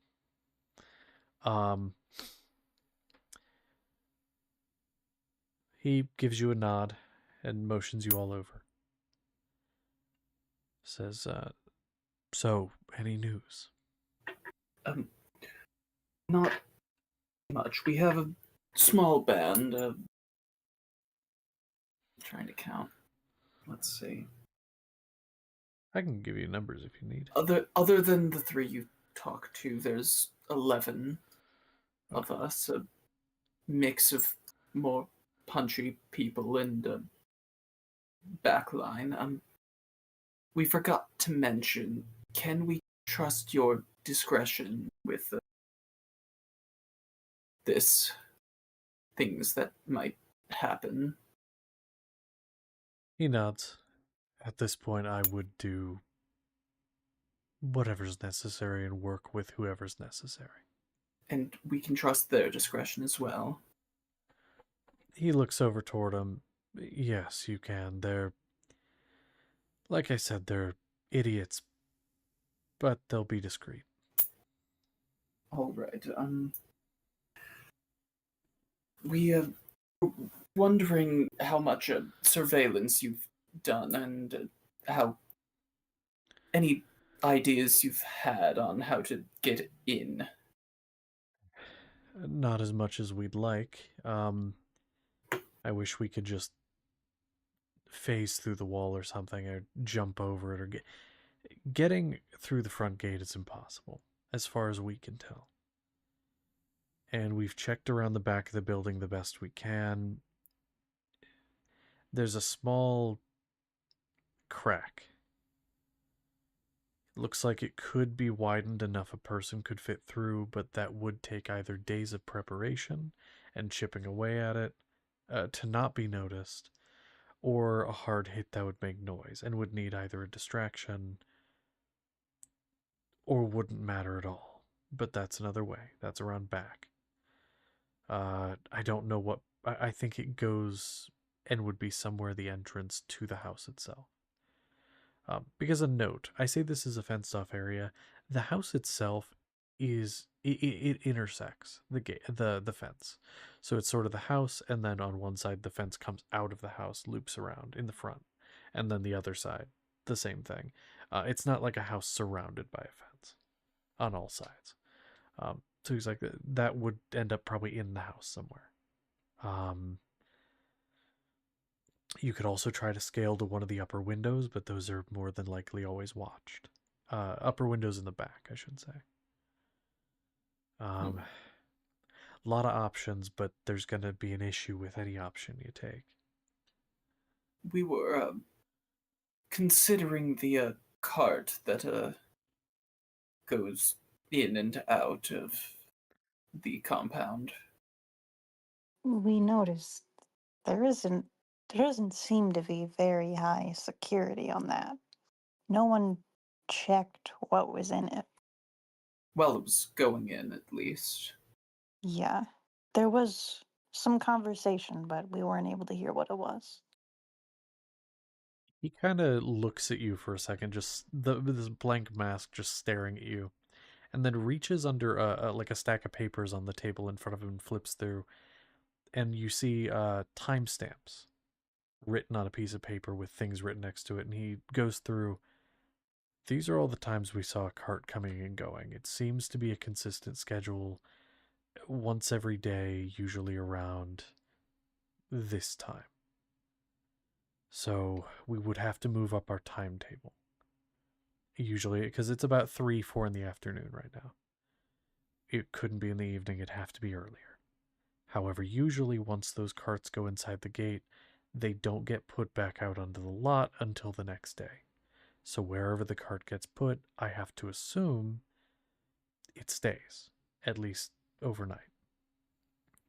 Probably while they load it with more stuff. Now, it's an idea, and most of the people would fit, but not all. Do you have a plan around that? We were hoping that you could reveal an alternate pathway. We have some sneaky types that are talented at infiltration. Well, I mean, if they can find a way onto the roof, they could probably drop onto one of the balconies. They might actually be They able could get to on the do roof. that. Don't know about the other guy, but I mean, it'd be a good option if you say they're good at infiltration. Getting onto the roof somehow, whether by ladder, rope, or otherwise, you could do it because you could drop into a balcony, make their way inside while the rest of you make your way from whatever depot the cart goes to up to the house yourselves. Um, it's an idea. As for the inside of the house, I'm gonna be honest, I have no information on that. Nobody has been able to get inside. From the outside, I assume that the higher ups would be on the second floor, so those would be our best targets, likely. Okay, I can agree, and I would say, as far as people, if I had to guess, there's probably a basement. Higher ups on the second floor, people probably in the basement, it makes sense. Or if there's a separate building, though the house looks to be the only real building on the property. Um, okay, cart's a good idea as long as they don't check it. What do we do if they do? Let's say the gates, so best case scenario, best worst case scenario. Gates open, they do end up checking the cart. Because I agree they don't usually, but let's say they do. What do we do at that point? Do we just rush inward and hope we don't die?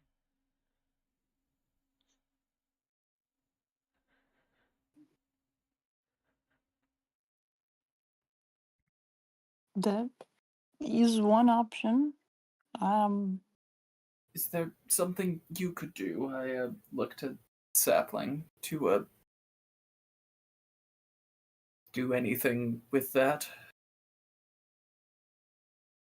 How do you mean? To change what someone sees, or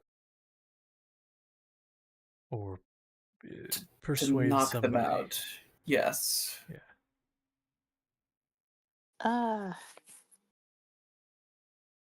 Not really. Nothing like that. We do, and I'm gonna turn to the people, the Nod and Chiron. We do have a couple other hired hands who are more mystical, and we don't really know what they're capable of. So there is a Okay. chance they could do some things of that nature. Okay. Do you think we could all meet up, say, in the morning? Check back in the morning and maybe confer with everybody present? Yes, definitely. Then we can kind of decide that things, because if they do have the ability for emergency scenarios, could be useful. All right. As for the cart, I see you have a couple people missing. Uh, or at least one. The one guy, blue. Um, what's he off doing? Looking into the card, its path through what it does, possible Okay. points we could sneak onto it. Okay. Um, one thing I think is important to warn you about. I'm sure if you've been watching the place, you saw the weapons they're wielding. I don't know what they are, but it's like they gave magic to people that have never studied. Magic to people that can't use it. It's light. It's like, and he's like struggling for words. I don't know magical terminology or anything, but it's like a ray of light that burns like fire. I'm gonna try to think of what that could be. Okay, make a Arcana check or a History check. I'll make an Arcana check. This one's not with advantage 'cause I can't see, so I can't use it for it. Yeah. My smart boy goggles. 19. 19. That's a bad roll. My The plus to idea, Arcana is incredible. yeah. The idea of magic in the hands of those who can't use it reminds you of like artificery, more technical stuff, but usually artificery, it's not always gears and sprockets and guns. Sometimes it's putting magic in an item. At the heart of artifice, that is what that is putting magic in an item so that it could be handed to you and you could use it. Though those are all usually pretty crude in their appearance. Uh, kind of cobbled together. These looked manufactured. They were identical in appearance. So it could be some very high level artificery. Somebody making these. But that's the vibe it gives you. Odd. I thought we stopped doing mass manufacturing of artifice for quite some time now, but somehow it seems like they've gotten quite a lot of it. Guy kind of shrugs and says, I don't know. All I know is that I did. So as you know, they take people, right? That's one of the things they do. Well, somebody that lives here was running up to their gate and was kind of shouting at them, basically saying how they took someone like their neighbor, and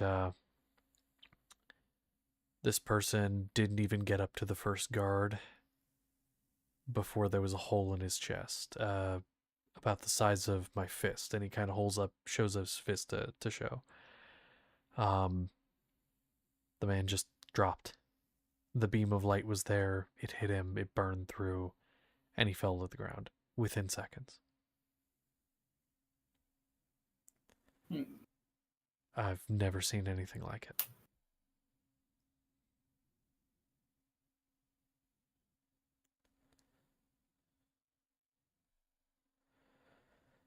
Just, I guess we just need to not get caught. Try not to get shot. That's usually the plan. Yeah, I would hope. In a pinch, I might be able to disable up to 3 of them over time. Could be handy. Could be good. But okay, all right. Well, we have a shaky plan, but we get a couple people. We get everybody together in the morning, discuss, get our positions together, and then put it into motion, right? Mm-hmm. Do you have any questions for us?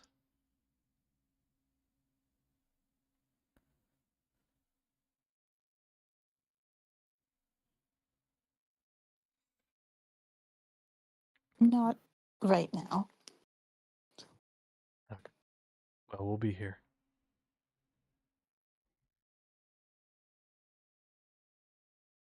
We'll Okay. see you in the morning. Gives a nod and goes back to what he was doing. At this point, do you all meet up? Mm-hmm. Okay. So you meet up at a private place, and Seth, Ilgas, you'd get back. You fill in? Mm-hmm. Yeah. Okay. I think best place to at least take it over, hop on it, be after it finishes delivering all the packages.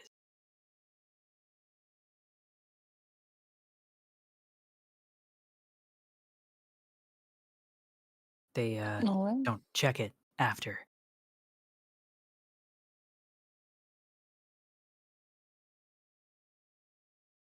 Well, here's hoping. I mean, we watched it from start to finish on its route. They didn't check it.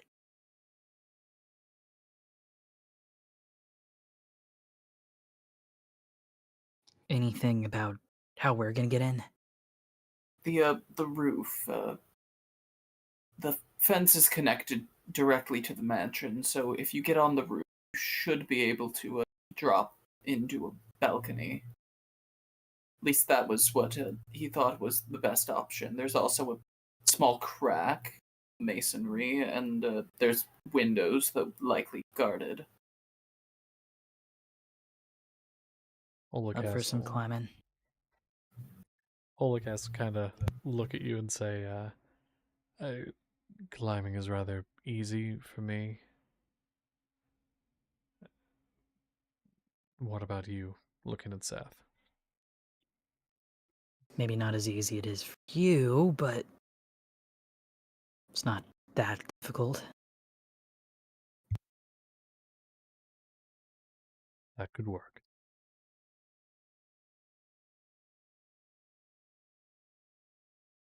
Hey, in Chiron, I got a question for you. Hmm? He's gonna take out the gloves of thievery, kind of hand him over. Is there a way to make those a little more comfortable without fucking with the magic? Webbing doesn't really work with gloves. I can, I'll see what I can do when we get back to Valve. I might need an expert opinion, and we have at least one. Uh, is there not a way to do that tonight rather than wait? It could be useful. I don't want I to know. mess with magic item. I know having Max would be a little helpful, but I was more thinking of my mother. She's has some experience in, well, leather. Don't you also, though? I Uh, mean, Shoes. These aren't shoes.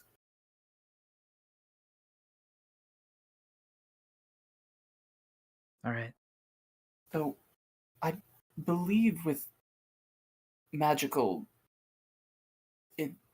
items, they usually adapt to the wearer. Why don't you try putting them on and seeing what happens? He looks at the gloves with the utmost disgust on his face. Fine. And he'll try it. So these were like very almost kind of slightly elastic leather gloves. Um Elastic in all the places that it really needed to be. Um in order to fit comfortably and tightly and not restrict movement. And as you put them on, they kind of just keep stretching. Instead of pushing the webbing back into your hand, it instead just sort of forms around the webbing. So as you're pulling it on, it just kind of the fingers keep sliding into the finger places, but it just kind of keeps raising up here and just till it's about where the webbing was. They're comfortable. Now, if you made shoes that did that, maybe I'd wear them more.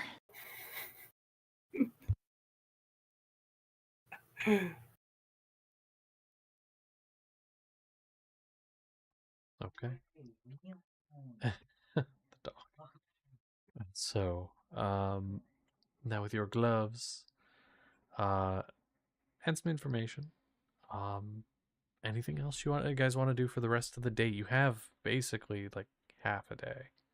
Well, no, it's like 4 in the afternoon, so like quarter of a day left. Anything any of you want to do around town? Do for the day?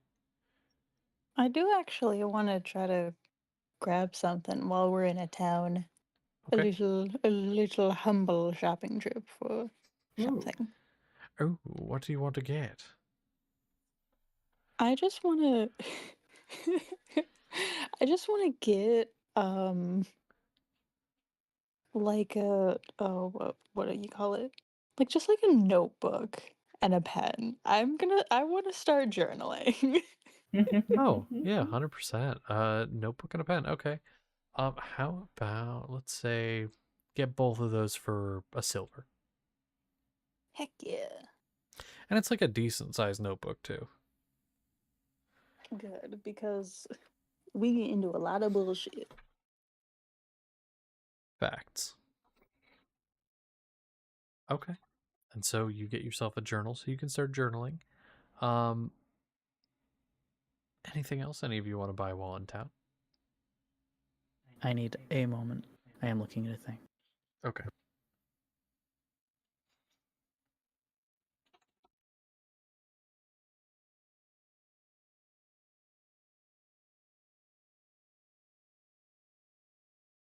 Hey, Chiron, can I ask you a question? Yeah. How many attunement slots do you have used up right now? Right now, I have all of my attunement slots, but the Ring of Regeneration is not like a hard and fast. I could unattune to that and reattune when I type deal. Okay.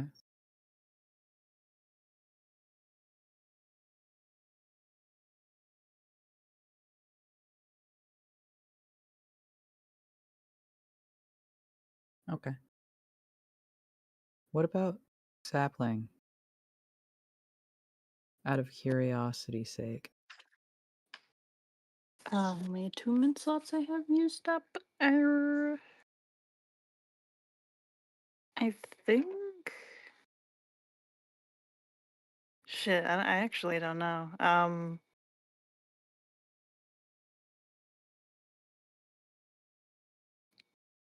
At least one. um, I actually don't know. 'Cause I have those. I got those gloves. I don't think I have. I don't. Those like horseshoes that I got way back then. Those weren't magical or anything, were they? Or were they? I actually don't remember. Like the ones way back when that you got? No, but I will say the ones that you just got from Dickman, yes. However, they're part of a set Yeah. with the gloves.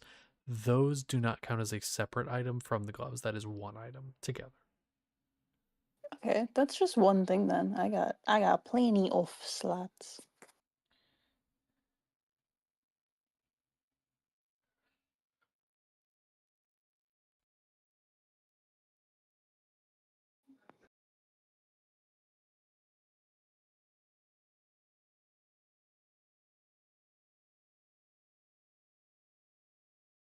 Sorry, I am actively looking.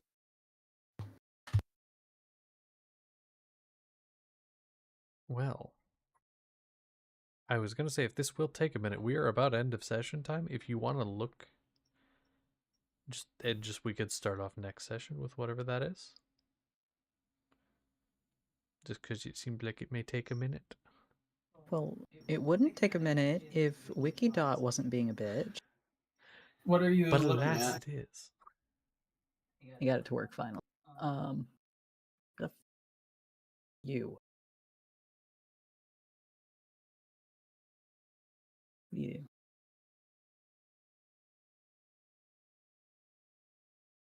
So is there maybe possibly a place in town where you normally would get like holy items and shit like that? Yeah, probably a church.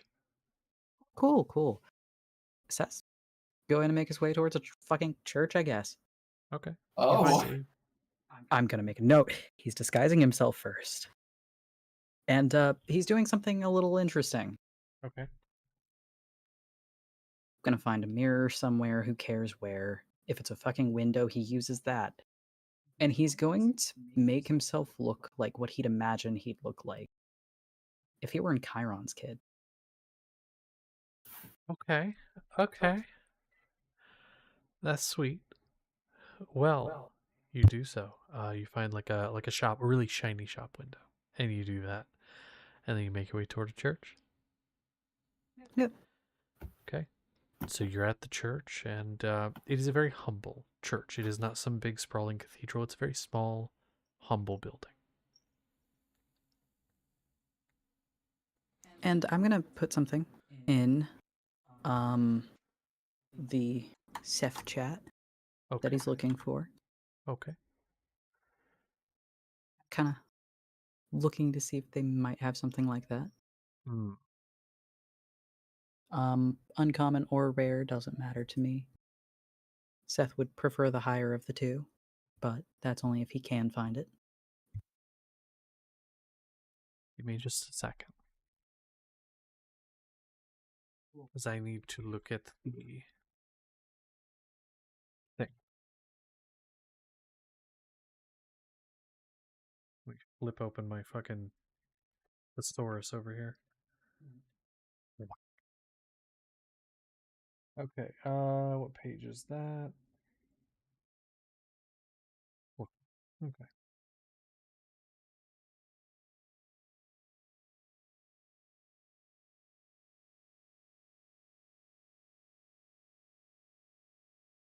Nope, nope, nope, not there. There we go. Okay.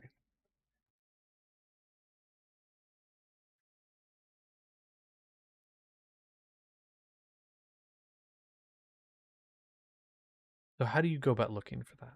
Because you're going to a church. Churches are not usually shops, but you may be able to find this, but how are you going about doing so? Are you talking to somebody? What are you doing? He's gonna talk to somebody as much as he really doesn't want to. Okay. So you go up and you talk to like one of the priests. Sure. What do you say? Generally. Excuse you? Is somebody knocking on something? God damn it. Okay. So, Yeah. generally, what do you say? Do you say, do you have this thing? Stop. I had a question.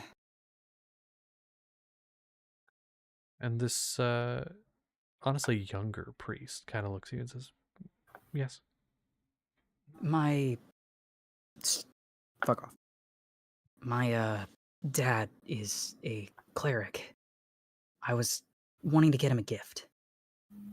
I'm not sure if I'll be able to afford it, so I wanted to ask someone who might know. And then you describe what you're looking for. Mm. Ow. Nods and says, that would be a bit pricey. You say this is for your father. Yes. Is this your and this is just my curiosity, your birth father, adopted father?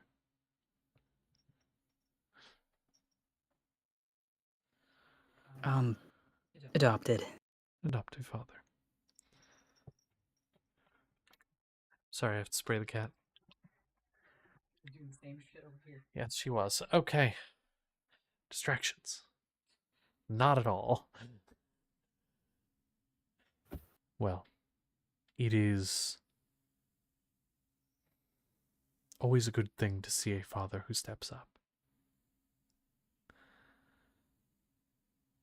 Well,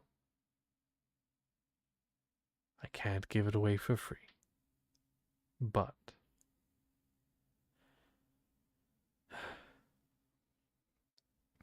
my name is Father Jack. It's what most people call me anyway.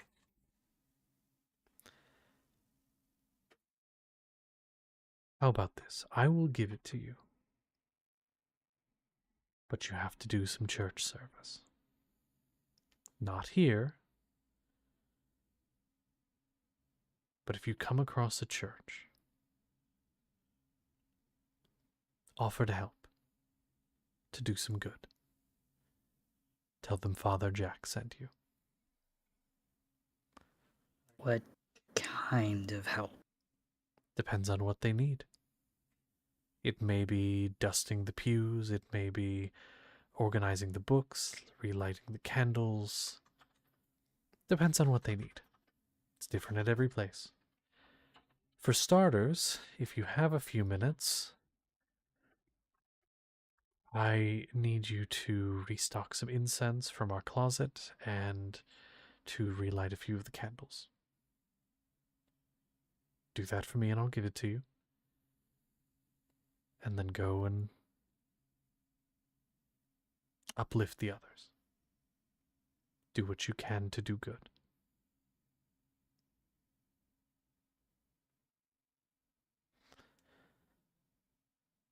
Is Seth kind of making a little bit of a face? Much like you are. Mm-hmm. He's heavily debating. He's going to kind of take a little bit of a step forward and say, I get the idea that despite your father being a cleric, you're not the church type. Would I be correct? You don't know anything about it. So I'm correct. Then remember that not all of the churches out here are the same. Whatever bad experience you had at the church previously, I promise you it is not all of them. I will admit that there is some unsavory practices at some, but that is not all. Trust me, I know. At least the ones that are bad. And he kind of goes to put a hand on the shoulder, but second guesses it. Then keep that in mind as you go.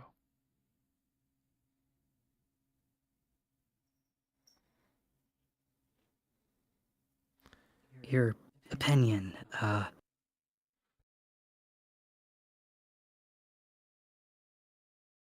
Father Jack.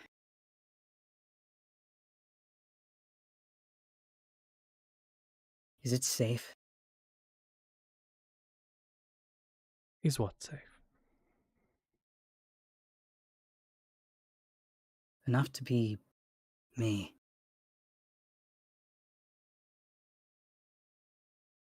In the house of the gods, you are always you, even if you put on a false face.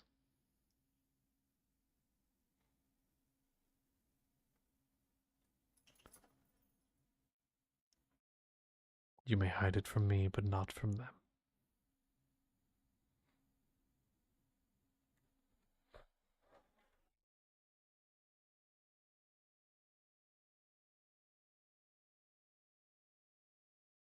You wouldn't mind if I was me while doing that for you? I don't even know what that means. So I have to assume yes.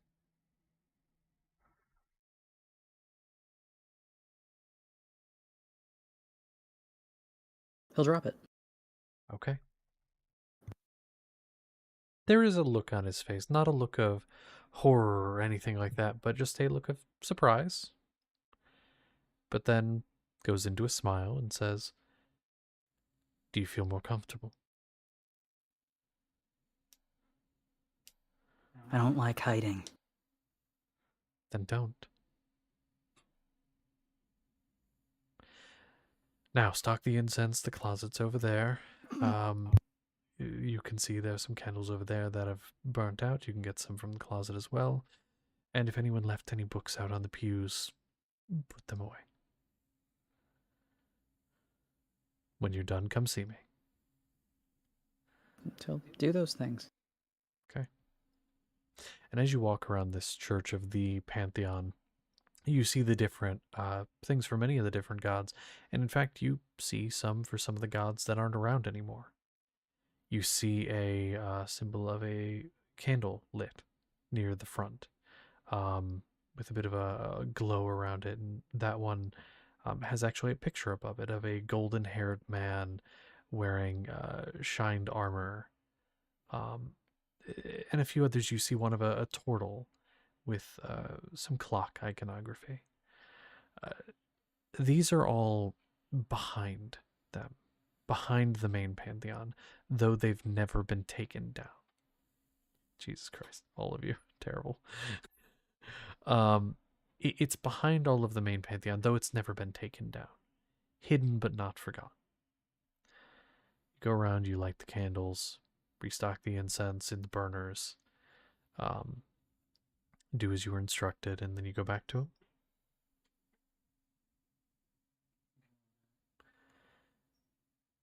He, as you come back, he says, "All done." Yep. And he holds out a hand with what you requested. It's pretty. He is very hesitant, but he does reach out for it. And he gives it to you. Can I be honest? Of course. I did not come into here with the intent of buying this.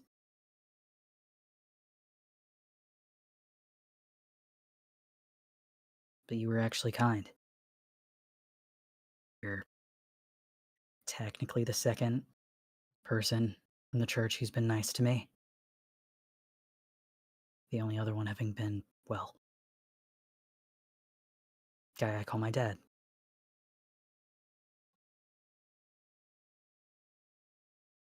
Well, I'm sure he's very proud of you.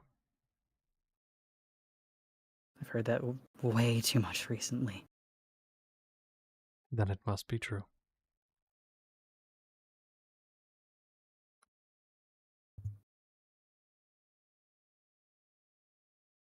I guess not all of you are bad. But don't forget that many are. Hard to forget when they did this. And they will be judged for it.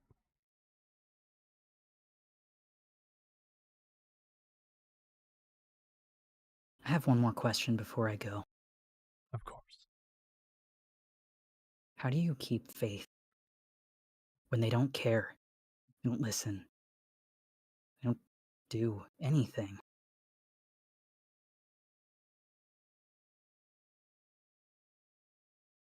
Truthfully, I'm very new to the faith. I saw a lot of hardship. And in some ways, it's less of a faith in them and more of a faith in us. A faith that we have the capacity to do good. I don't have faith that they will do good, but that we will do good in their name. And what about those that don't? As I said before, they'll be judged. If not by those after their death, then they will be judged by those here.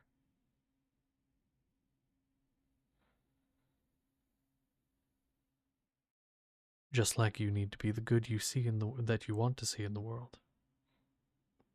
Sometimes you have to be the judgment you want to see as well.